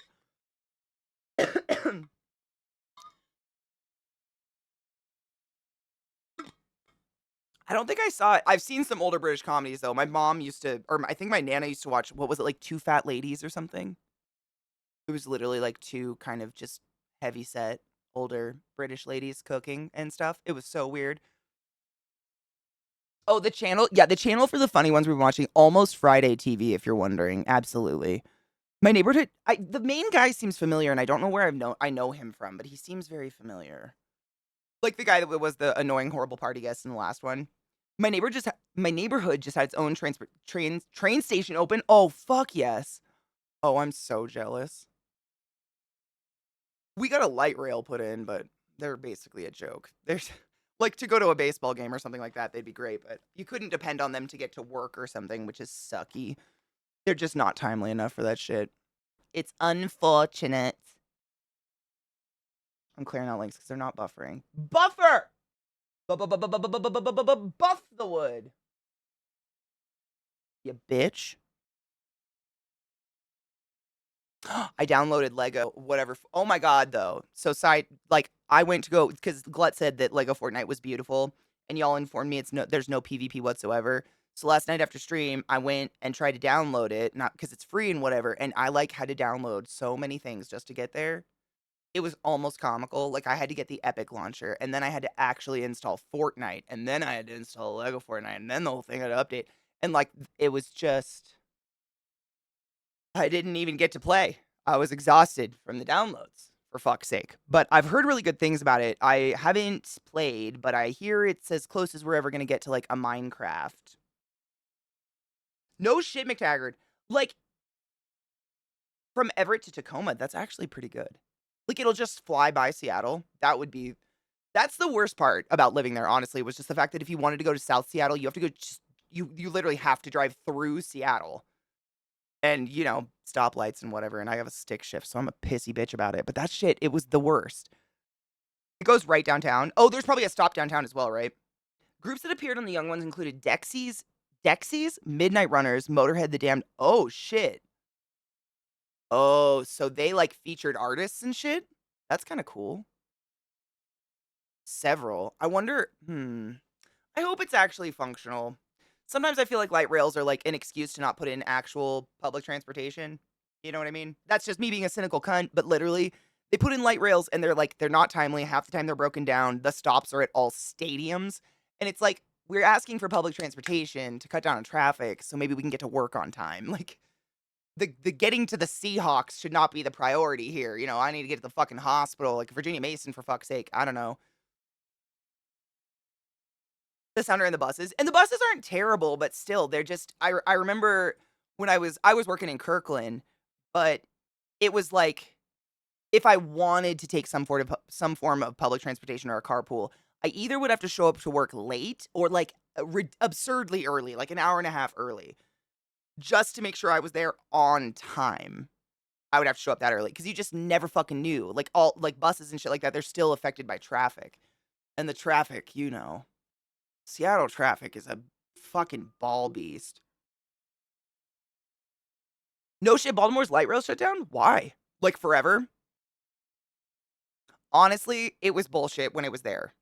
I've complained about it so many times, I'm a broken record, but they had a stop in Hopkins. But again, no one could use it because you were either absurdly late to work or absurdly early to work. And when you work night shift, I ain't gonna show up absurdly early to work because I'm sleeping. Like, fuck, man. It was just I mean, you'd hear the train all the time and no one got off of it at the hospital because no one could depend on it. It was just stupid. We got Pace Bus. Pace Bus? I don't know what that is. But I have a train I can use to get into the city if I drive 5 minutes from my house if I needed. Is it can you depend on the time it drops you off? That's the thing that bothers me, and I know that's just an anal thing to me, but I don't wanna get on public transportation and be stuck on public transportation with no car of my own, and it's just severely not the time scale they're saying. Because what if I have something I need to do? I don't know, I'm very much a West Coast person in terms of, I have to have a car, I need a car, I have never not had a car, I cannot stand the idea of not being able to transport myself from point A to point B, and the West Coast public transportation is a fucking joke, for the most part. In all fairness, I live in a county in Sweden, excuse me. County in Sweden that's renowned for excellent public transportation and good traffic. And even here, most jobs require you have a driver's license car, even if it has nothing to do with driving. Really? Your job requires you to have a driver's license, not just an ID. Why? Is there a reason? That seems weird. We don't even have that here. You have to have an ID. You can get a government issued ID, but you don't have to, for most jobs, you don't have to be able to drive. Interesting. Really? And you don't but you don't drive for your job or anything like that, right? Right? Weird. You work security, yeah, you're not driving at your job. Interesting. I wonder if it's just so you don't have an excuse not to come into work or something? I've been in too many situations where I've been stuck on waiting on others, never again. Yeah. And I don't like to be late, especially if it's a job or something like that. That shit bothers me. And there's no like showing up and being like, sorry, I was late. It was the train. Like your boss is gonna be like, take the earlier train, which you're at work 2 hours earlier. Fuck that shit. Like I just can't do that. What up, Lanely? How are you, love? Most employees here in southern Sweden don't want to use public transport in case something happens on the bus train. Do things happen on the bus train often? Like bad?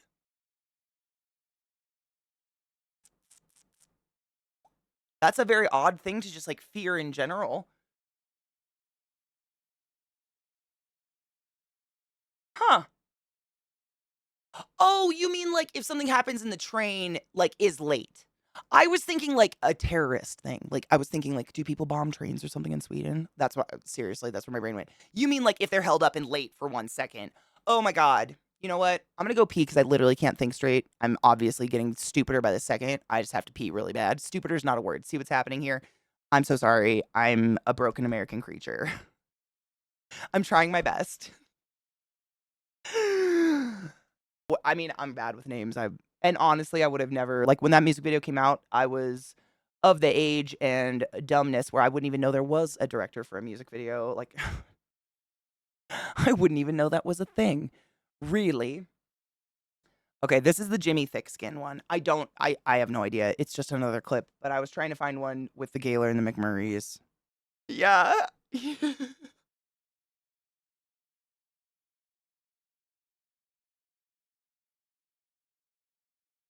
That is terrifying.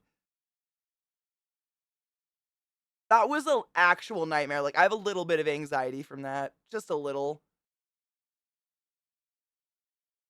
That was better. That was one of the I mean, that's a, like, legitimate fear. Every time I get something delivered, like, I literally will wait sometimes 20 minutes just to open my door to make sure they're not still there. Cause that awkward, like, "Oh, yeah, I'm the person too lazy to go out on my own. Oh, I see you delivered my groceries in a Honda Civic. Yep, that is my Jeep in the driveway. Yep, there is 3 feet of snow.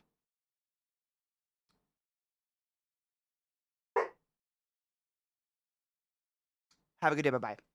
That moment, no one wants. No one wants that. I just wanna be shameful in my house by myself. That's all I want.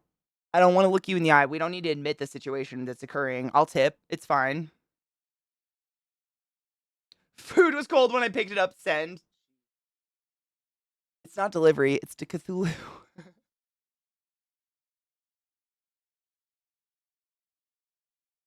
No shit. Fascinating how I have anxiety if someone left something on the doorstep and didn't wait. Really? Interesting. I mean, I guess if you expect them to wait, I could see that. Bring the goods, take the money, right? They have the money. Like, if you're ordering it on your phone, they already have the money. Like, there's no interaction needed here. I live right next door to a supermarket, but I often get groceries delivered from somewhere else because I get so damn anxious going inside. I get it. Honestly, it's really, like, I spend so much less on groceries doing my grocery order, like, on my phone as opposed to just perusing a grocery store and picking things off a shelf, like, what's the word? Impulsively, as opposed to just being like, "I actually need that thing, that thing, that thing, that thing." It helps because otherwise I'm like, "Ooh, that looks like a fun, weird thing, and now I have a $200 grocery bill, and I'm like, "Fuck. Why do I have that in the grocery basket?" You know what I'm saying? It really does, and you can see what it's gonna cost before you pay for it, as opposed to just, like, walking through the whole grocery store, going up to the grocery till, and suddenly you have that giant bill, and you're just like, "Well, here we are now." They are. Retail environments are literally designed to visually stimulate you and get you I mean, that's the whole point of end caps, right? My doorstep is around 6 feet from the public footpath sidewalk. It would be really easy for someone to see them leave it and just pick it up. I could see that, yeah. I've never lived in an area where that might happen, but I could totally see where I'd wanna get my food from someone and make sure no one fucking tampered with it. 'Cause that's I hope. I mean, I worked food service. I've never actually seen anyone tamper with someone's food before in my life, but I don't know. I hope. It's the gin part that turns me off more than anything, man. I love me a gin and tonic, but it's not necessarily something that I would wanna drink a lot. Like, it's like pine needle. Oh my god, Mellow, it's called Letterkenny. It's fantastic. It's so funny. It's easily one of the funniest shows I've ever seen in my life. It's all produced by 2 guys. They started it on YouTube and it just got bought. Oh yeah, Letterkenny's amazing. And then this one, the other I think this is the only oh no, I have a lot. Wait. Oh, I have a lot of clips on my other screen. I didn't move over. Damn it. I always do this. Um this one's from Shoresy though. I want to show you a clip of actual Shoresy in Letterkenny before I show you a clip of the show Shoresy though. If you're unfamiliar with who the fuck I'm talking about. I had it up 100%. It was just the clip. I know it was really quiet. Uh,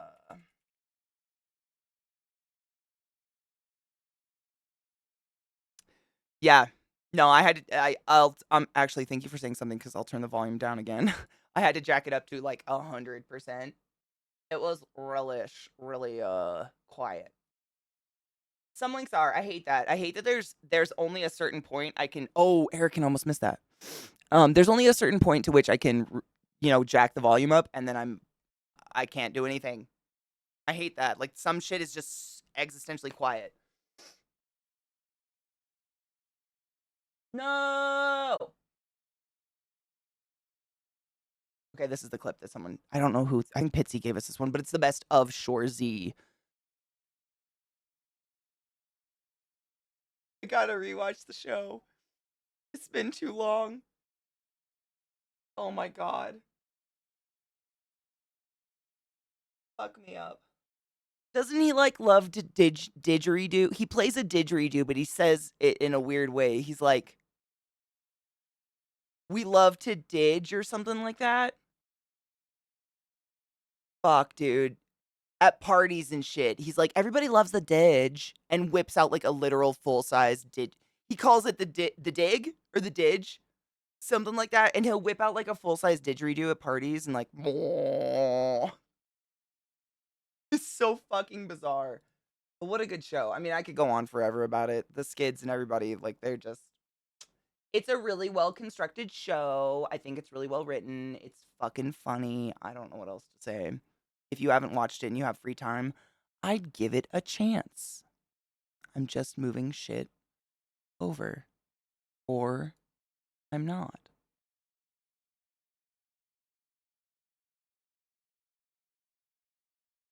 Dude!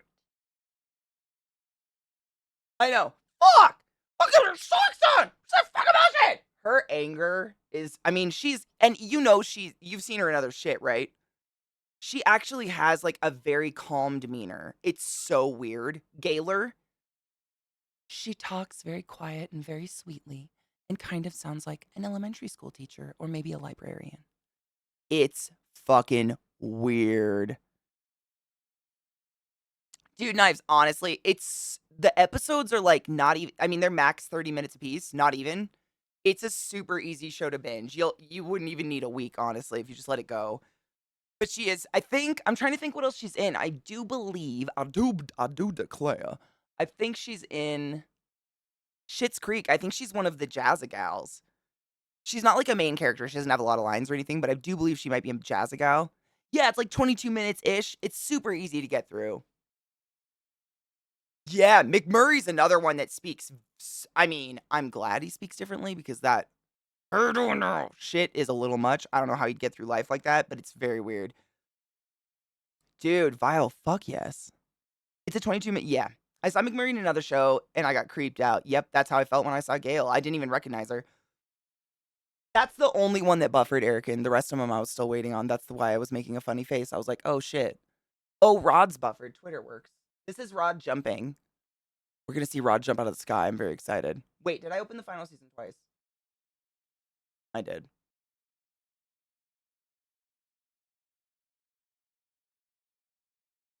Oh, yeah. Very short episodes. Super easy to get through. I mean, it's crazy when I rewatch it. It's like, I kind of forget where the seasons end because they just roll into each other real quick. Usually you'll know because every season has what we're going to watch right now. What they call the cold open, which is where they kind of like have a really short introduction of all the characters that are going to be in the season-ish. Allegedly. And that's what I appreciate about you, Katie. I'm really excited. It's a great show. I don't know. I think it's either a combination of like just genetics or he's got like insanely overdeveloped traps that make it look like it. But then, would that just mean he has, like, an insanely long neck? You lose a lot of heat in the neck. A really good question. Maybe it's a oh, yeah, if you, like if you hunch a little, like, put your arms forward and then stand. Know what I'm saying? What up, Liza? Yeah, no, I think it's like a, because I don't, you really can't push your shoulders down. I'm looking at my camera right now. You can't. I'm trying. You can't push your shoulders down. Yeah, I'm saying he's just got yeah, I mean, his pull-ups are wild. I can barely do one.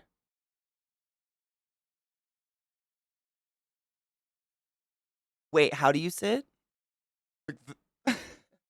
Are you struggling? Like, you're not sitting there body clenched the whole time, right? Oh my god, Eliza, guess what? Amazing, right? No, that's not it. Rod went skydiving today, and we have a video of it, and I'm really excited. The beginning of it, you know.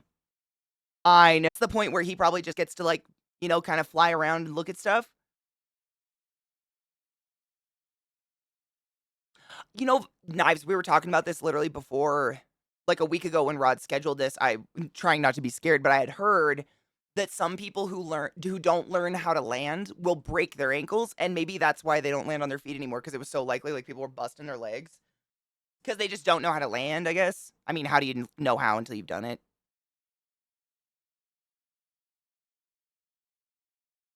Ghetto, it's like the Bo Burnham skit. Is he skiing? Or is he in a gay porn? Is he skiing? Or is he in a gay porn? Is he skiing? Or is he in a gay porn? Here's a hint. He's in a gay porn. It's an oldie but a goodie. I gotta save those, Rod. Those are fucking sick. Oh, if you're with multiple people, so with someone strapped on, you don't land on your feet. Okay, the open door is just a little bit more drag. You can't pressurize a cabin with an open door though, so limited to altitude, and you can breathe normally. Interesting. Yeah, I don't know why I always, maybe probably because I saw Final Destination way too young. I just assumed any open hole in a plane means it's going down. I'm not sure there's a force in existence that would get me out that door. I could guess one or two forces. Your children, your cats, maybe hubby.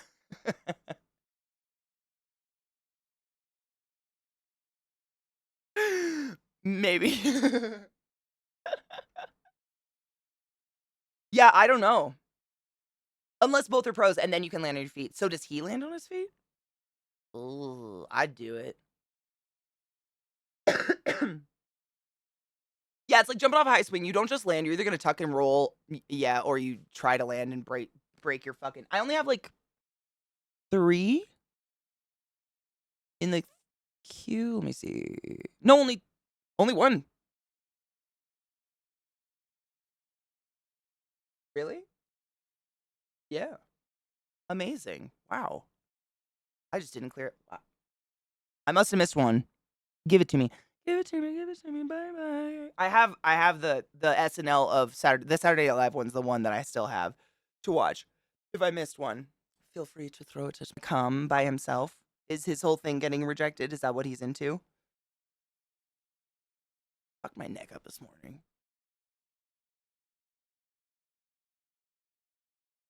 Oh, it's just the walk. Okay. I wasn't like, she turns around and he's all splayed out in a suggestive, I don't know. I look into things too far. That was amazing. I don't think he was ever part of, well, was Baby? I think he's just hosted a shit ton. Part of me wants to say he was part of the young crew, but I don't think so. Jesus.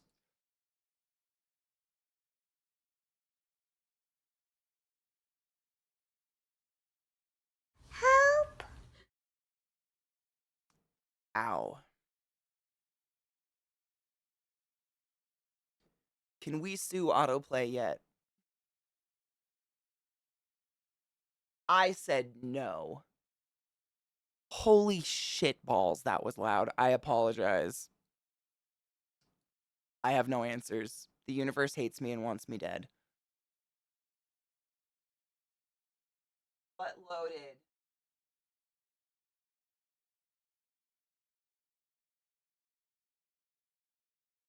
I'm sorry, what?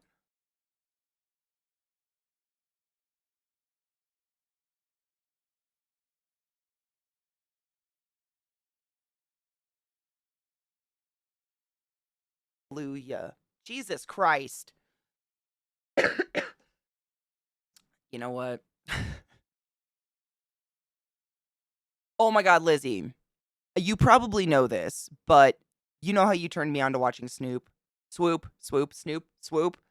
Did you know that I think it's her dad, like, dedicated his life to translating, like, one of the religious texts or whatever? I just was watching one of her older episodes last night, and she talks about it a little, and I was like, "Does Lizzie know?"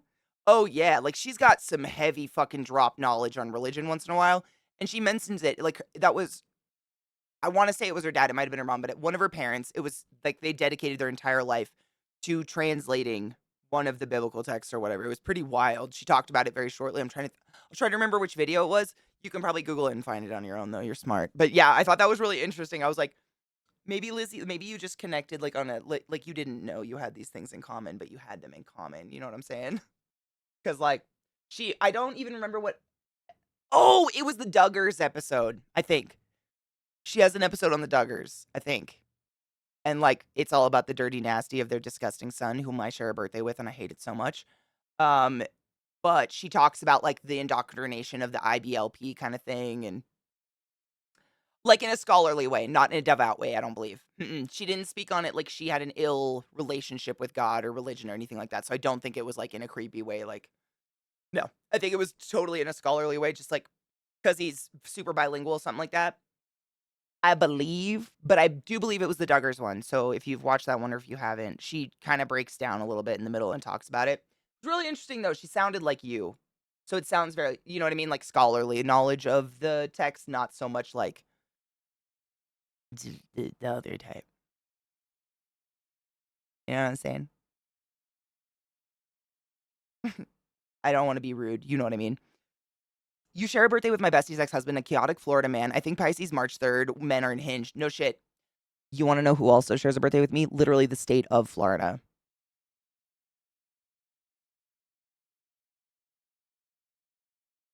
Like, the day. I don't know why. Like, what is with March babies? Are we and you know what's crazy? I listen to a lot of true crime, and I don't know if it's just the time like, people are getting stir crazy from the winter or something, but there are so many horrific murders committed and planned to be committed by serial killers in March, specifically. I'm just like, "Is that why?" No shit. Florida, established on March motherfucking 3rd. Yeah. I mean, I can never be worse than the entire state of Florida put together. Or the fucking Duggar child, so I've got that going for me. I'd play GTA 6. Wait, why? Oh, because the Florida part, honestly, all of those special characters kinda make me wanna play. I haven't been tempted by like, since Vice City or something. God, that was, like, 2008, 2009, I think? It's been a very, very long time since I enjoyably played like, I've RP'd. I played a lot of GTA RP. It's been a really long time since I actually played a story, but all the, like, the gator shit and all the crazy people kinda makes me wanna do it. The Duggars are insane. Like, I didn't know the dark like, I was never interested in them. I hate when people make their children a commodity, but I did not know the depth to which their depravity truly sank. They are foul human beings. I don't know how to put that lightly. 2002? Shut the fuck up, I hate this. I don't wanna talk about it. I don't you know what? If it wasn't for, like, the if it wasn't for Florida, I'd love to live in Florida. I love the weather, the people are very nice and chill, the birds sound nice, but it's fucking Florida, dude. Maybe when DeSantis finally has a heart attack and kicks it. I bought it when the 2015 crew played GTA 5, but all I did was drive politely and listen to the 90s radio. See, and I think I just went into Moose's apartment and smoked a bong a lot. Eliza, I literally downloaded it last night, installed it. I haven't played yet because it took installing the Epic launcher and then Fortnite and then GTA and then Fortnite Lego. It was like all night long, and by the time it was all done, I was like, I hate this game and I resent it now. So I'll probably try it today. Glut has though, and Glut said it's phenomenal. Like Glut went and downloaded it yesterday during stream, and I think the last thing he might have said in stream literally was, "Holy shit, this game is gorgeous," and then I never heard from him again. So like, that's got to be a good sign, right? Zach said that JP can't stop talking, can't say enough good things about it, and apparently the way that JP described it was the closest thing we're ever gonna get to a Minecraft 2. That's what sold me on it.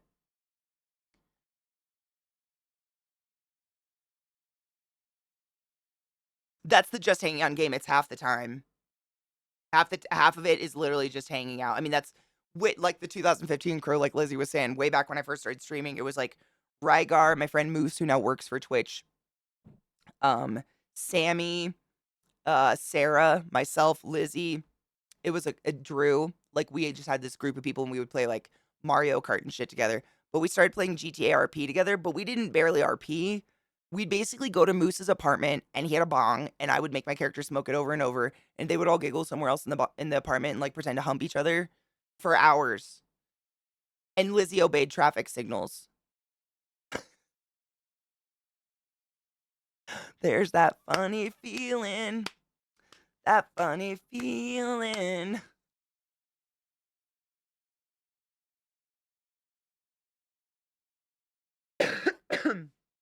Obeying all the traffic laws in Grand Theft Auto 5. Okay, I need to take a break and get a drink because I'm out of water, out of coffee. I just keep picking up empty containers because my throat's so dry. I need to go get some fucking beverages. So, like, quick break. I've never been able, since Vice, I've never really been able to get into a storyline of the game because of the repetitive gameplay. The stories are usually okay, but like if you die, it shoves you all the way back at the beginning. You got to listen to an entire cutscene all over again, all the same dialogue. You start the exact same point. There's so many valuable things I could do with the hours I have on this planet that don't involve that. Like build a boat, masturbate, make a cake. I don't know. The list goes on. GTA. That scared me a little bit. I sit down right as I reach for my speaker to turn it off. That's how I hear the music when I'm out with the dogs. I just hear,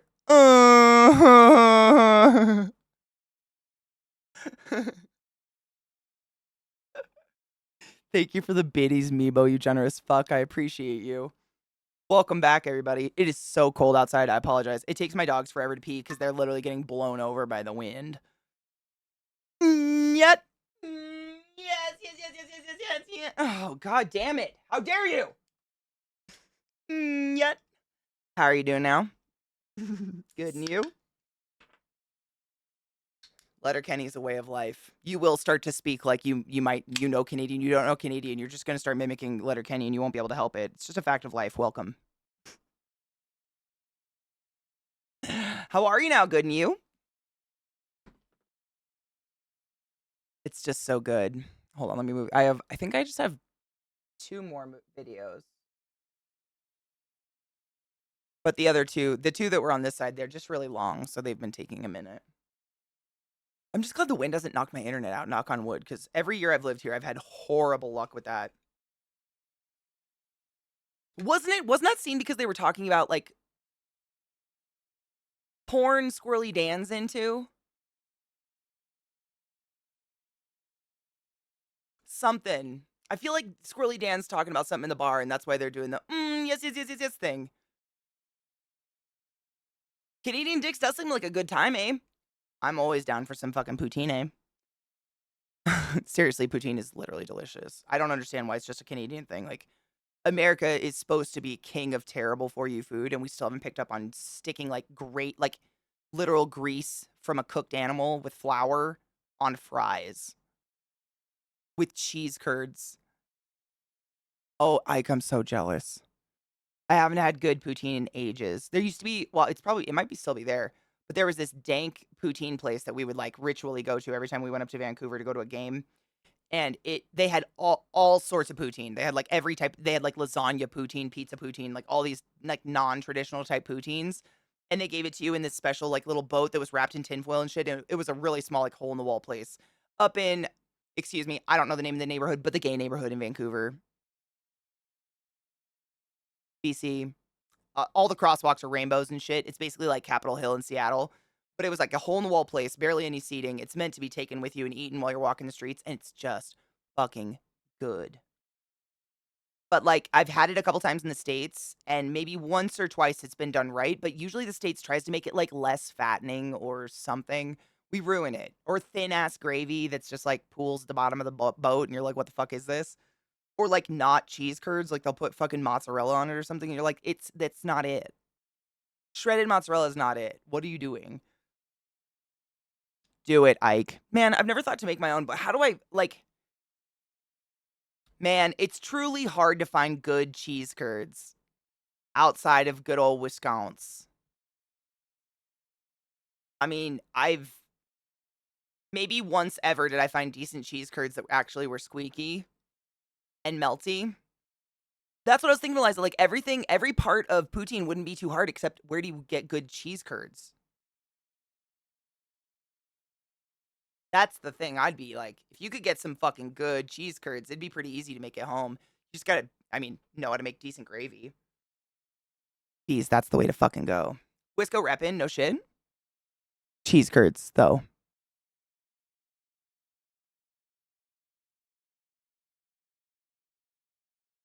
You really have it down.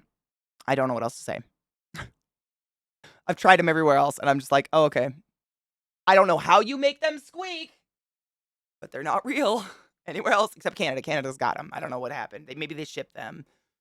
You can honestly probably they probably have because I mean they're the cheeseheads, right? Like their specialty is cheese. Where at Pike's Place do they make cheese curds? Oh, at Beecher's? Yeah. Motherfucking Beecher's. Cheers.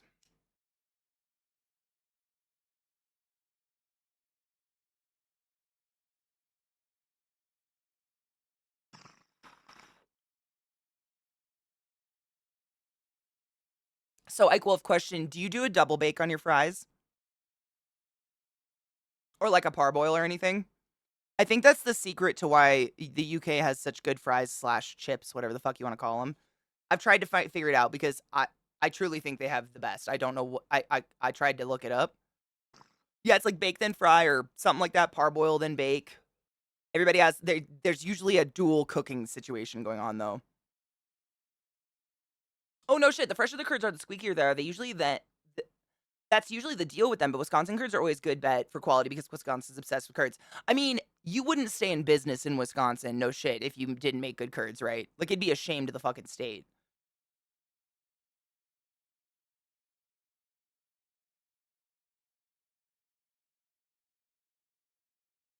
I don't know if you'd want to do air fryer first or second, Eliza. Because I'm like, I don't know, I don't cook, but like if you fried in oil first and then did air fryer, would they get all dry and gross?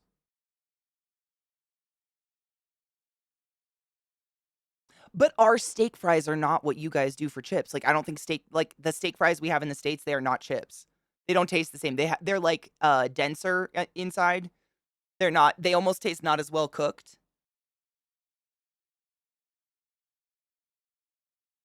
I don't bake them. I either fry them in peanut oil or fry them in the air fryer sprayed with avocado oil. If you want them crisper, soak them in water after cutting them to remove the starch and then dry thoroughly before frying. Yeah, if you would just left water on them, they'd fucking steam themselves, right? My sweatshirt does. It is kind of weird and like what's the word? Like a Rorschach test, I think, right? Yeah, I'm trying to think of a word for it, David. It's like our steak fries more have the consistency of a baked potato. As opposed to being like that soft melt in your mouth on the inside and crispy on the outside. We have like you are correct. A steak fry looks exactly like a chip. Like theoretically they should be the same, but they are not. and I don't know why. Yep, well, fresh, I mean, if fresh is the key to them, yeah. Yep, if they're fresh, the squeakier, yeah. I randomly have family in Wisconsin, so my dad, when I was really little, used to go visit. He's buried there. Super weird. Um, but yeah, he used to bring home cheese curds when I was a kid, and I remember like frothing at the mouth for them. They're so flavorful and cheesy. I don't know what it is. Oh, really? Air fries is an alternative to using any oil, so I wonder if that'd be an issue if you deep fry first. And that's yeah, I don't know. It seems you bake and then fry. That seems to be well, Ike doesn't bake at all.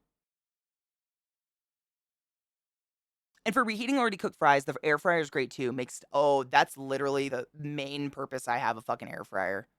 Reheating fried foods or anything I want crispy. That's it. Air fryer really fucking does it.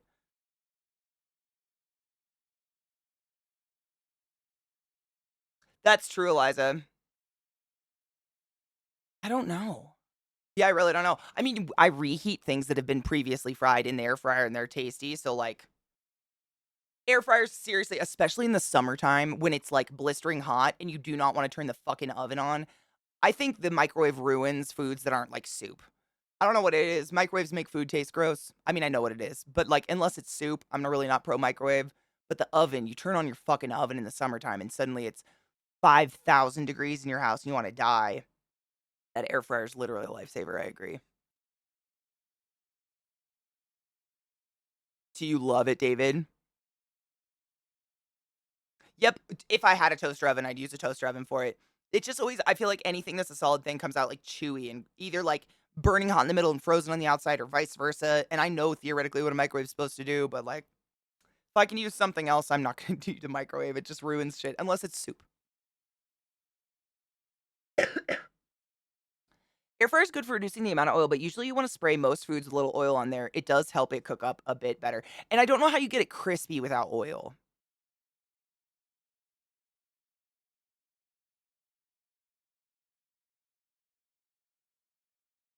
right? Maybe the starch. Oven chips are just a shame. They're okay in an emergency, but no one's like, "Ooh, yeah, I super prefer them baked."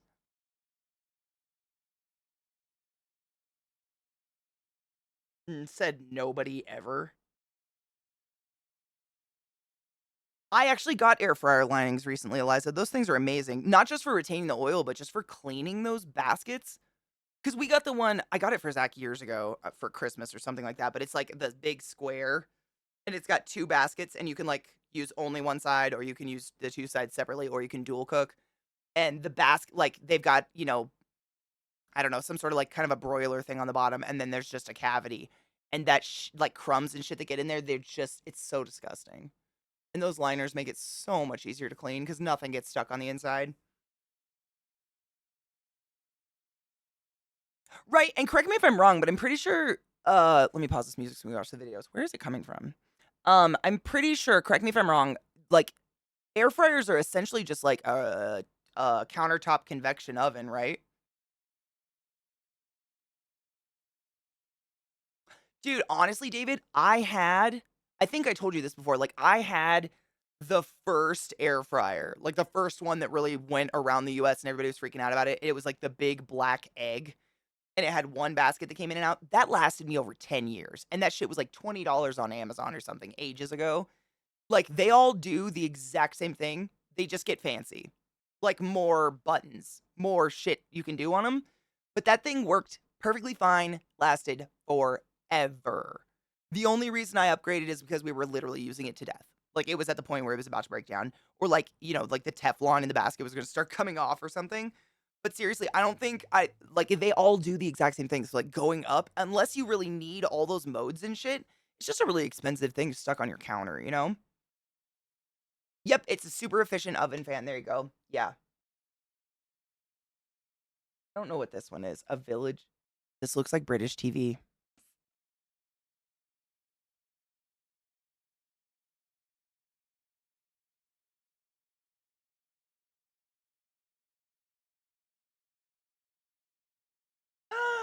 I don't know. I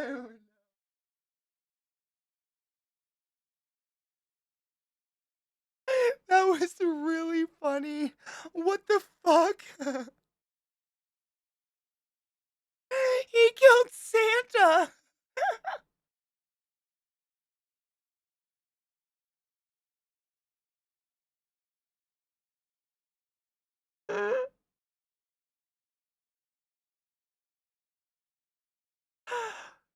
Oh, Lord.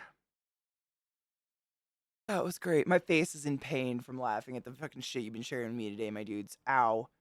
Holy crap. I don't. The village sniper. I don't have answers. It was just.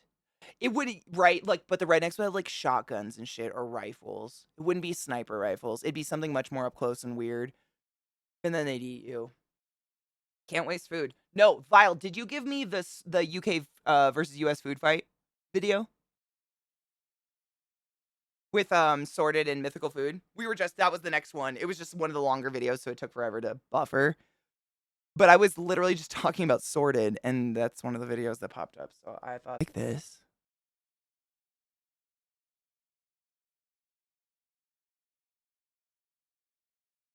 We have too many names. Biscuits and gravy are the bee's knees, I agree. But not British biscuits. That'd be weird and too sweet and strange. Biscuits are the example.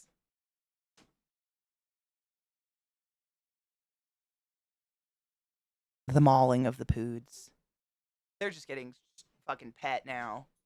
Oh, and then right after I move my camera and everything. Oh, Bye. I was down there for a long time. I didn't hear you. I'm deaf.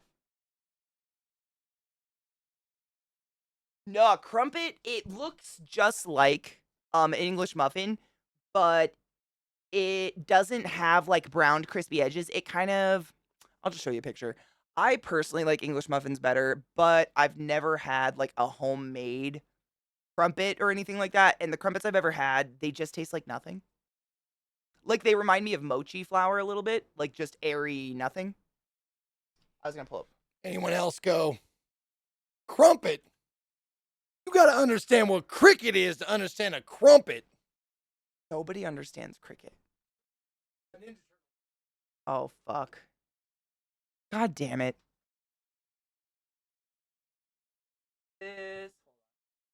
Oh, whatever. These are crumpets.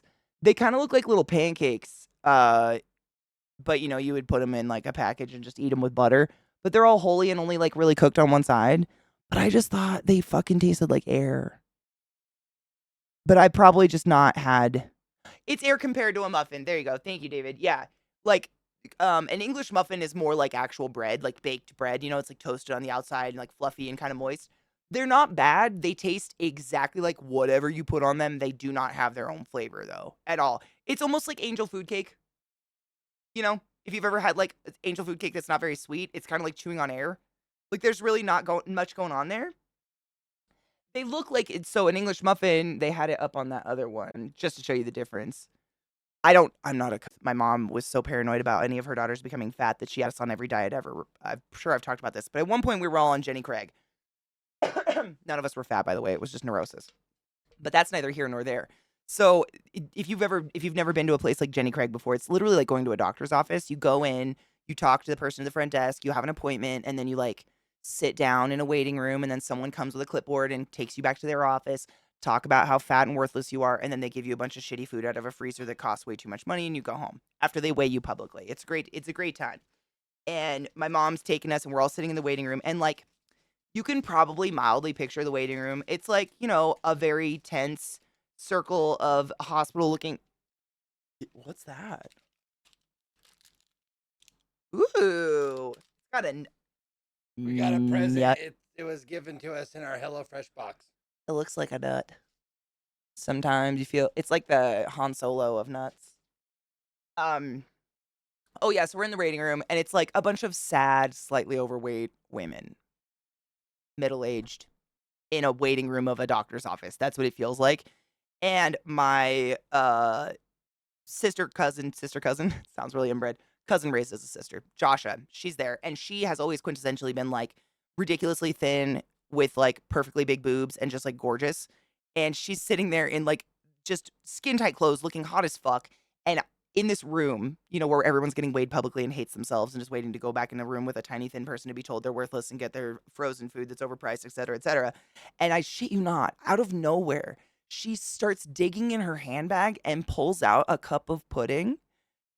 We're sitting in the waiting room. It's totally silent. Like, doctor's office quiet. And she rips the top off and just starts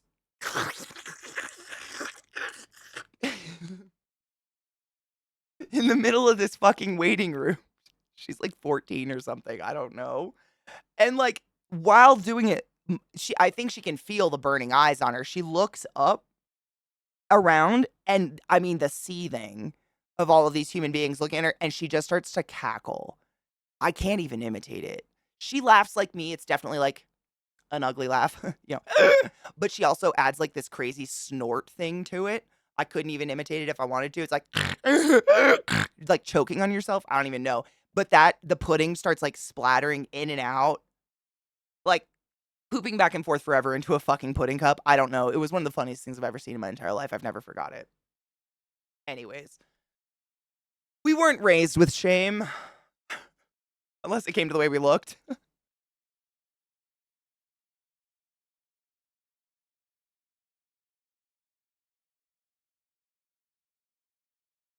Oh, I mean, after reading about Pudding Lane, yeah, I'd have to say yeah.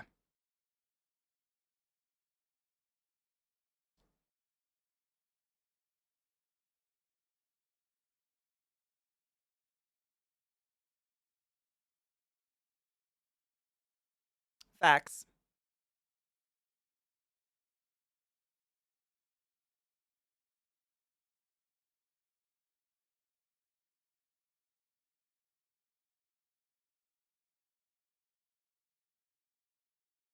I think black pudding is pretty tasty. I've never ever had a blood pudding, a black pudding, whatever you want to call it. I've never had one that legitimately tasted like blood in my life, and I've had it many times.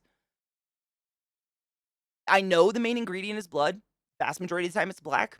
Doesn't taste like blood or iron at all. It tastes like sausage to me. I don't understand. I know it's got it in it, but it doesn't taste like it at all. Which cackling while eating pudding like a barbarian in front of strangers is definitely a mood. That was it. That was the mood. Honestly, this is just a theory, but I think when you have enough siblings, every moment is almost like a movie scene because everyone's striving for some sort of attention at any given moment. So we just all ended up fucking clowns. There's just too many. But Josh, she's an interesting. She's fun. She's an interesting folk. Would you rather eat American or English Fanny? I've never eaten English Fanny. I haven't had the pleasure. Honestly, I don't care where my Fanny comes from. As long as it's hygienic, I'm good. Sorry. Eyeball. Oh, okay. Yep. Is that how we're feeling today? Squeezing the cup and slurping it up from the squish corner is often how I eat a Frosty when I was working at Wendy's. Oh, I've definitely done that. When I worked at Taco Time, Donna, we had like, it was like a, yeah. Um, a mock, I always forget what the fuck they're called at McDonald's. The McDonald's ice cream with candy in it. McFlurry. We had one, but it was called a Razzle. And when we were like working the drive-through or something, we had the Razzle machine, which was just making a McFlurry basically. But we would make like little Razzles and just sit there and like suck them out when we were starving. Josha. Mm-hmm. No shit. Guess what? Her husband's name's Josh. Yeah. Mm-hmm. Mm-hmm. She's one of the few of us who got a fun name. The rest of us got the generics. Give me the old razzle dazzle. Not Joshin. She fucking hates. We did that a lot to her as a youth. I'm just joshing you, Josha. She fucking hates that. She does not like that. I've tried. She don't like it. That joke doesn't. It don't fly. But we definitely got her a lot with it when we were kids. Seriously though, how did it go from English fanny vagine to American fanny ass? I've never honestly, if before I knew anything about terminology of like English vernacular, fanny pack. That's all it is to me. I had no definition beyond a fanny pack for fanny. Not a butt, not a vagine. It's just that sad little purse you strap around your waist when you're a single dad at a theme park. That's all I got. I never knew there was any other term for it outside of that. until I learned it was vagine, and I love that. Also, the pants. Pants versus, what do you guys call underwear? You call them pants. Pants, panties, something like that. That's a fun one. I like that one. When I first started streaming, people loved to inform me when I'd, do my thank you for following my channel, blah, blah, blah, blah. I don't stream pants on, therefore I invite you to do too. Oh my God, Katie's not wearing pants. Tee, does she know? Ha, ha, ha. Who the fuck says trousers?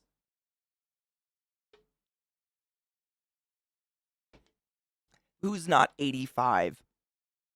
This chocolate's gonna melt in front of my heater. Are the kids Josh's too? No, and they did not name any of them with a J, thank fuck.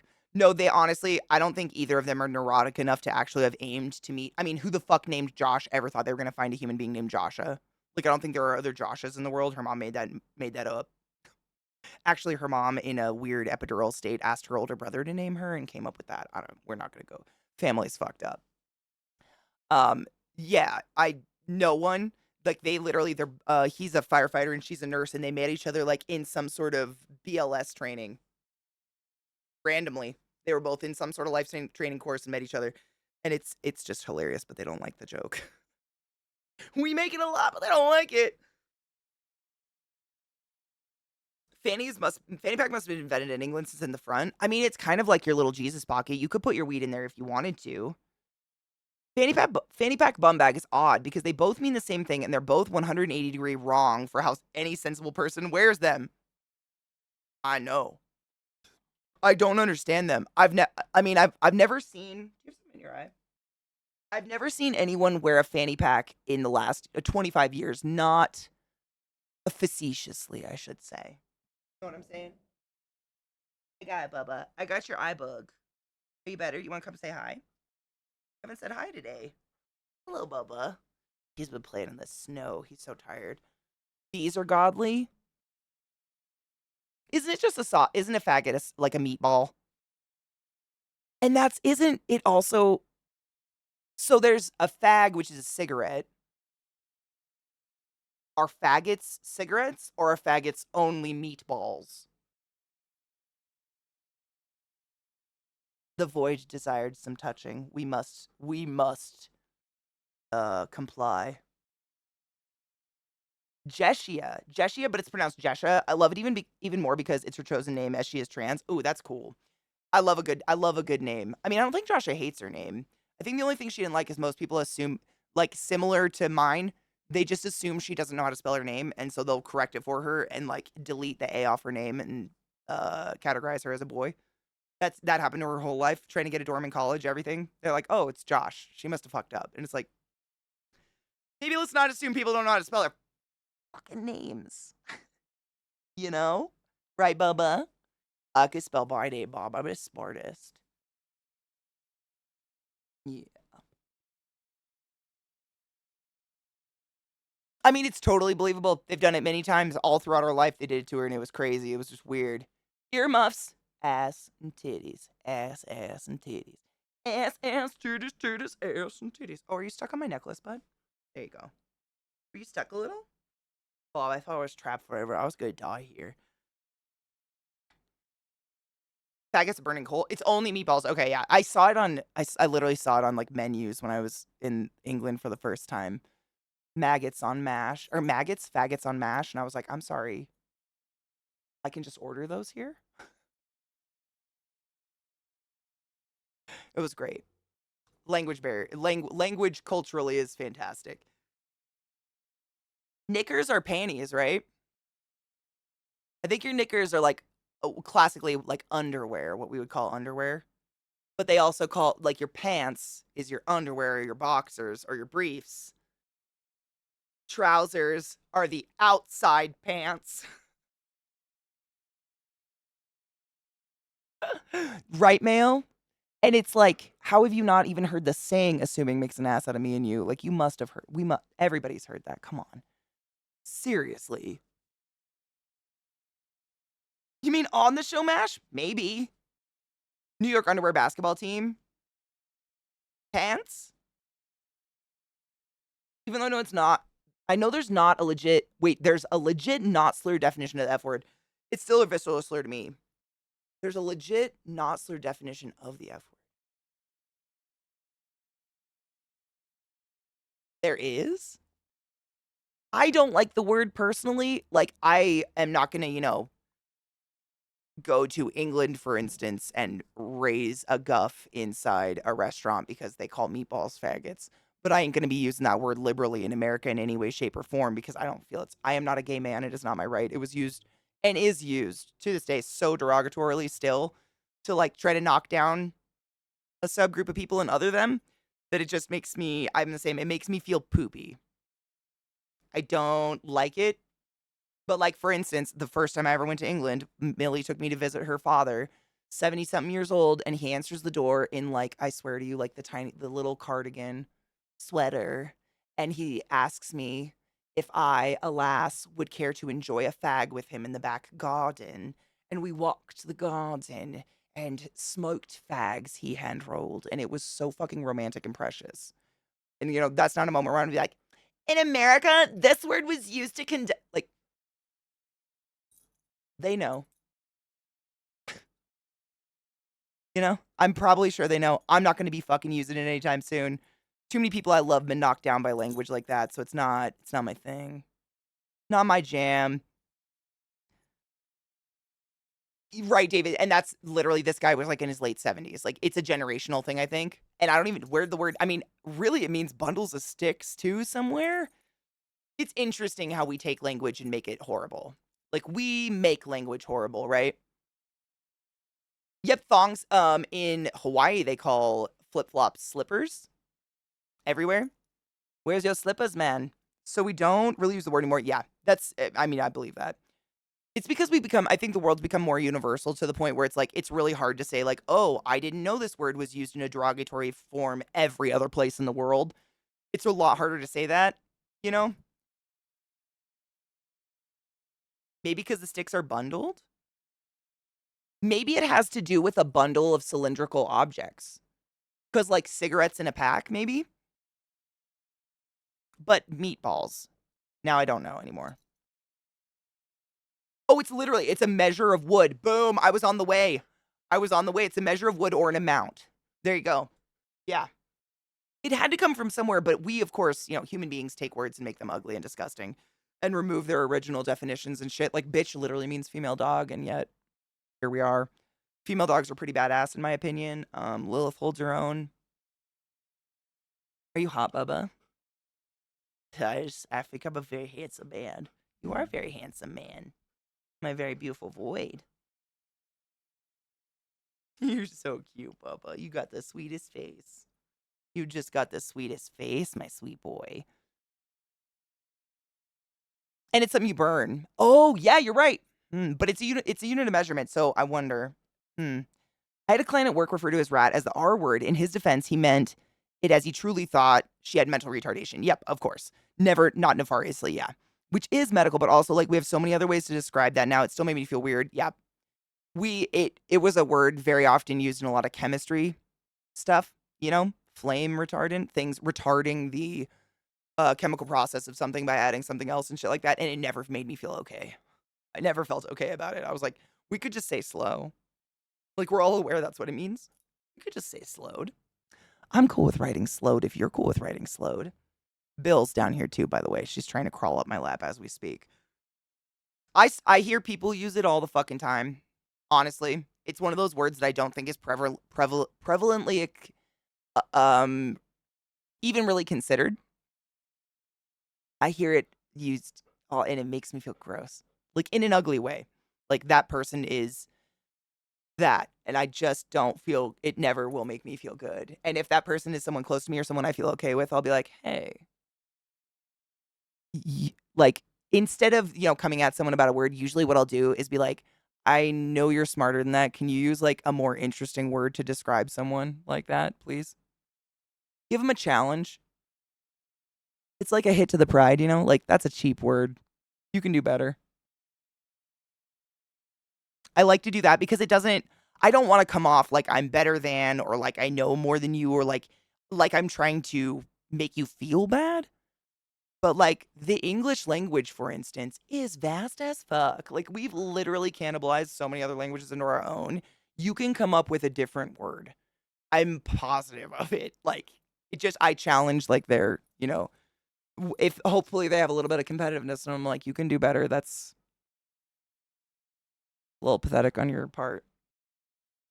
Imbecile, literally. There's so many good words out there to describe someone who is just making your day bad or who is someone annoying to you, an annoyance. It's, you know what? You don't have to read a lot of books to figure that shit out. It seems the only way it's used when talking about clothes being flame retardant, usually children's clothes. Also, what is it? Mountain Dew. Mountain Dew in the United States of America has flame retardant in it. It keeps the dye from settling. I learned that a long time ago. The syrup is so thick, it's heavier or lighter than the dye, and the dye starts to separate from everything, so they have to use some sort of flame retardant in it to keep it together. Well, I mean, ghetto. Is anyone out there toting Mountain Dew as a health food? I don't think so. Like, correct me if I'm wrong, but I don't think so.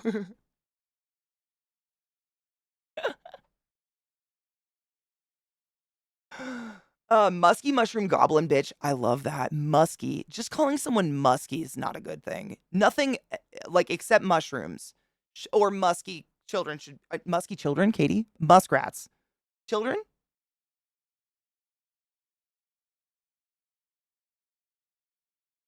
Let's not talk about it.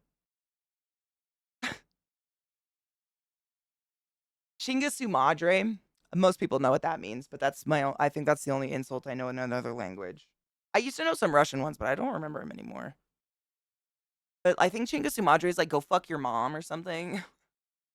If we look at what we used to consider mental health care, even in the last century, i.e., the hospitals, yeah, big quotes on that one. It's no wonder so many medical terms have become derogatory. Exactly.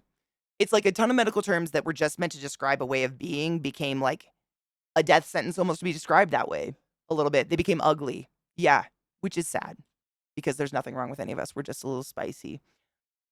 On that note, I think it's time. Do you want to come say hi, Bill? You can do it. Rick, don't fuck with her. She's got a bad leg. My big hairy girl. Hi, Bill. Rick, leave her butt alone. Get out of there. Bill, I think, slipped on the ice and her hip's bugging her a little bit. I just don't want you to roughhouse, you silly curly bitch. And we wilt.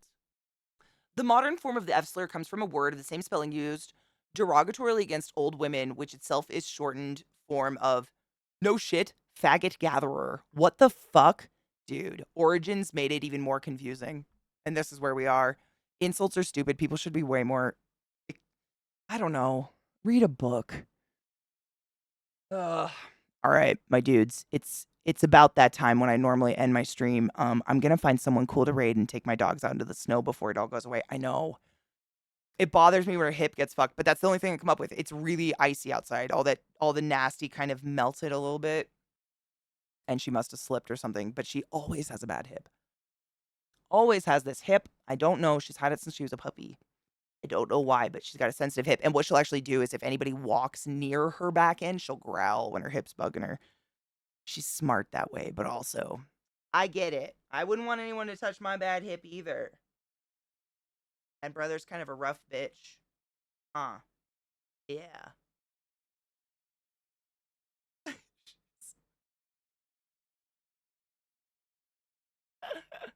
Of course it did, Mayo. Of fucking course it did.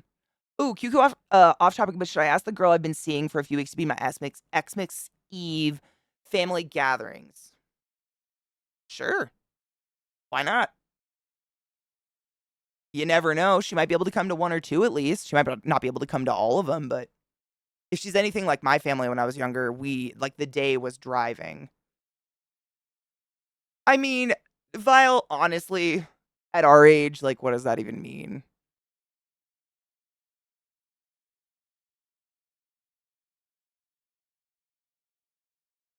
Yeah, worst she can say is no. Like, it's on I don't like, I remember being younger and thinking to myself, like, meeting the family or coming to a family gathering was, like, a really fucking big deal. Like, I was like, "Oh my god, they gotta meet." Like, and as I got older, I was like, I don't and I think it was more because I gave a fuck what my family thought of who I was dating, and now I don't care. Like, they can like or hate him, like, I'm a fuck who I wanna fuck kinda thing. But honestly, like, at our age, our families and friends should or not friend our family and parents mainly, their opinions don't really matter anymore. So, like, whatever. They're just other people, you know? Yeah. Oh, Glut brings up a really good point, though. You guys should bring up a safe word on how to get the fuck out of a family situation immediately. Doesn't even have to be a word. Like, what? Oh my god, I think it's in Garden State. They have the ear tug. Or, like, at cons and shit, I use code word pickle if we just need to skedaddle real fast and scatter. It's smart to have something like that. Like, if she's super uncomfortable or if you're super uncomfortable and you just want to fucking leave, but you don't get a moment to look at to, like, have that conversation, like, "Are you ready to go? I'm ready to fucking go." You know what I'm saying? Yeah. I mean, honestly, literally worst she can say is no. Fuck it, why not? Might give her something to do. Hell yeah. It's not I mean, honestly, it's not like, you don't have to make it a big deal. You know what I mean? You could literally just be like, "Hey, do you have any plans on Christmas? Do you wanna hang out with me and my family?" Sick. 'Cause that's all it really is, right?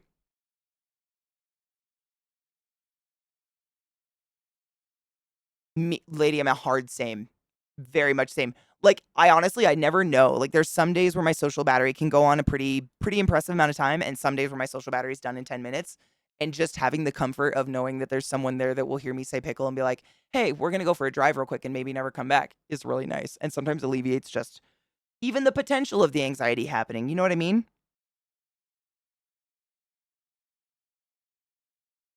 And if your family's crazy, like, it might be a good show, bring popcorn.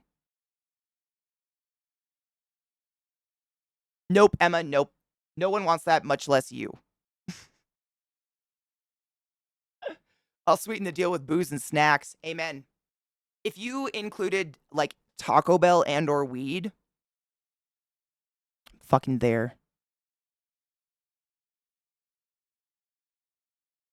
Just saying. I mean, so Vile, here's the thing. Your family knows fuck all about her. For all they know, she's dog sitting right now. And so you guys can't really hang out all night, but you can totally stop by for an hour, maybe 2, but you gotta get back for that dog. But the dog sitting is important because you can't say it's her dog if she doesn't have a dog, because if you guys keep dating, that's gonna end up a long-term lie that's gonna come out, and it's gonna be questionable. You know what I'm saying? Dog sitting. Not saying I use my dogs to leave places, but I might fucking use my dogs to leave places. Because no one can say fuck that. If I'm like, "Oh, my dogs haven't been out in a few hours, I should probably head out." Everyone's like, "Oh my god, yeah, yeah, yeah, yeah, go home." No one says no. And if they do, they're heartless and fuck them. She does have a dog. Boom. Oh, Vile. Boom. Easier. You don't even have to fucking lie. Dunzo. Cocky. That's what they're there for. That's what they're there for. Also to love and spoil and et cetera, et cetera. But, like, that's what they're there for. 100%. Seriously. Like, it sucks that we have to do that, but, like, the amount of times where you're like, "I think I'm gonna head out." "Oh, no, we haven't even." It doesn't matter. You could literally say, "We haven't even been blown 79 times by the Chippendales yet," because that's coming, and I still wouldn't get excited.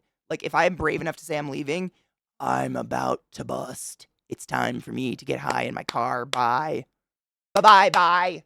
Bye! Unless you have weed, in which case it's a chance. There's a chance. There's a chance! I'm saying there's a chance. I have priorities.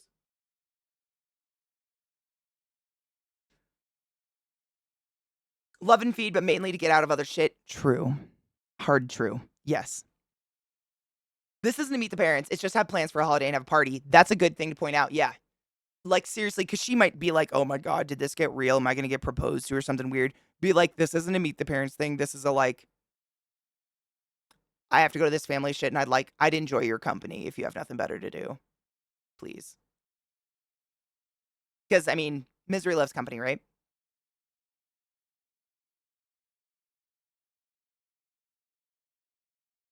I mean, right? Isn't it? That's what gives away a lot of murderers and shit. Is they come up with like insanely elaborate stories. Exactly. Sometimes it's just time to leave and get high.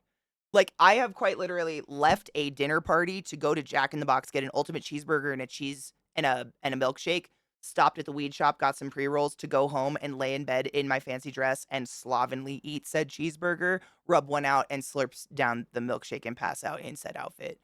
And like, you know, the 12 minutes it took me to do all of that in the bed was way more fun than any of the party. So like, can you create that environment for me? Thank you so much. On that note, I'm gonna raid my girl Safi because she's literally playing Baldur's Gate, and whoever the fuck is on her screen, I think it's her character. She's so fucking hot right now. I don't know what to do. I love wearing fun dresses, but getting home and getting out of them is oftentimes like an acrobatic thing. So if I'm tired enough and hungry enough, I'm oftentimes just gonna collapse in that shit. She is playing the Dark Urge. Okay, that's what I wanted to watch. That's what I thought. I so rarely get to see her stream because of time zones. She's literally usually streaming when I stream. So I'm excited to see her. But on that note, tomorrow's my day off. Day off day. Which means you don't have an excuse not to clean your bong, not to take your joy, not to drink water, not to clean under your fingernails and wash your fucking hands. Just because I'm not here to nag at you about it all day doesn't mean you get to not do it. So take care of yourselves. But we'll be back on Tuesday. So it's like 24 hours. So you'll be fine. Oh, it is the DLC day. No shit. Fuck yes. Thank you for hanging out with me today. I mean, honestly, my face is seriously in just like pain right now from laughing. I think that's a good sign of a good day. I don't know what else to say. My cheeks hurt. All of this is feeling sore right now. My abs hurt like I did a workout. This week, watching stupid videos and laughing hysterically is exactly what my soul needed, and I fucking appreciate y'all for that. But yeah, my girl Safi. Speaking of the English, she's one of my many wonderful friends from the islands, and she's amazing. She's playing Baldur's Gate and doing Dark Urge. If you don't know what Dark Urge is, I highly suggest you hang out because it's fucking sexy. I do believe she's playing a tiefling, which is also sexy. I will see you motherfuckers on Tuesday. Take care of yourselves and bye.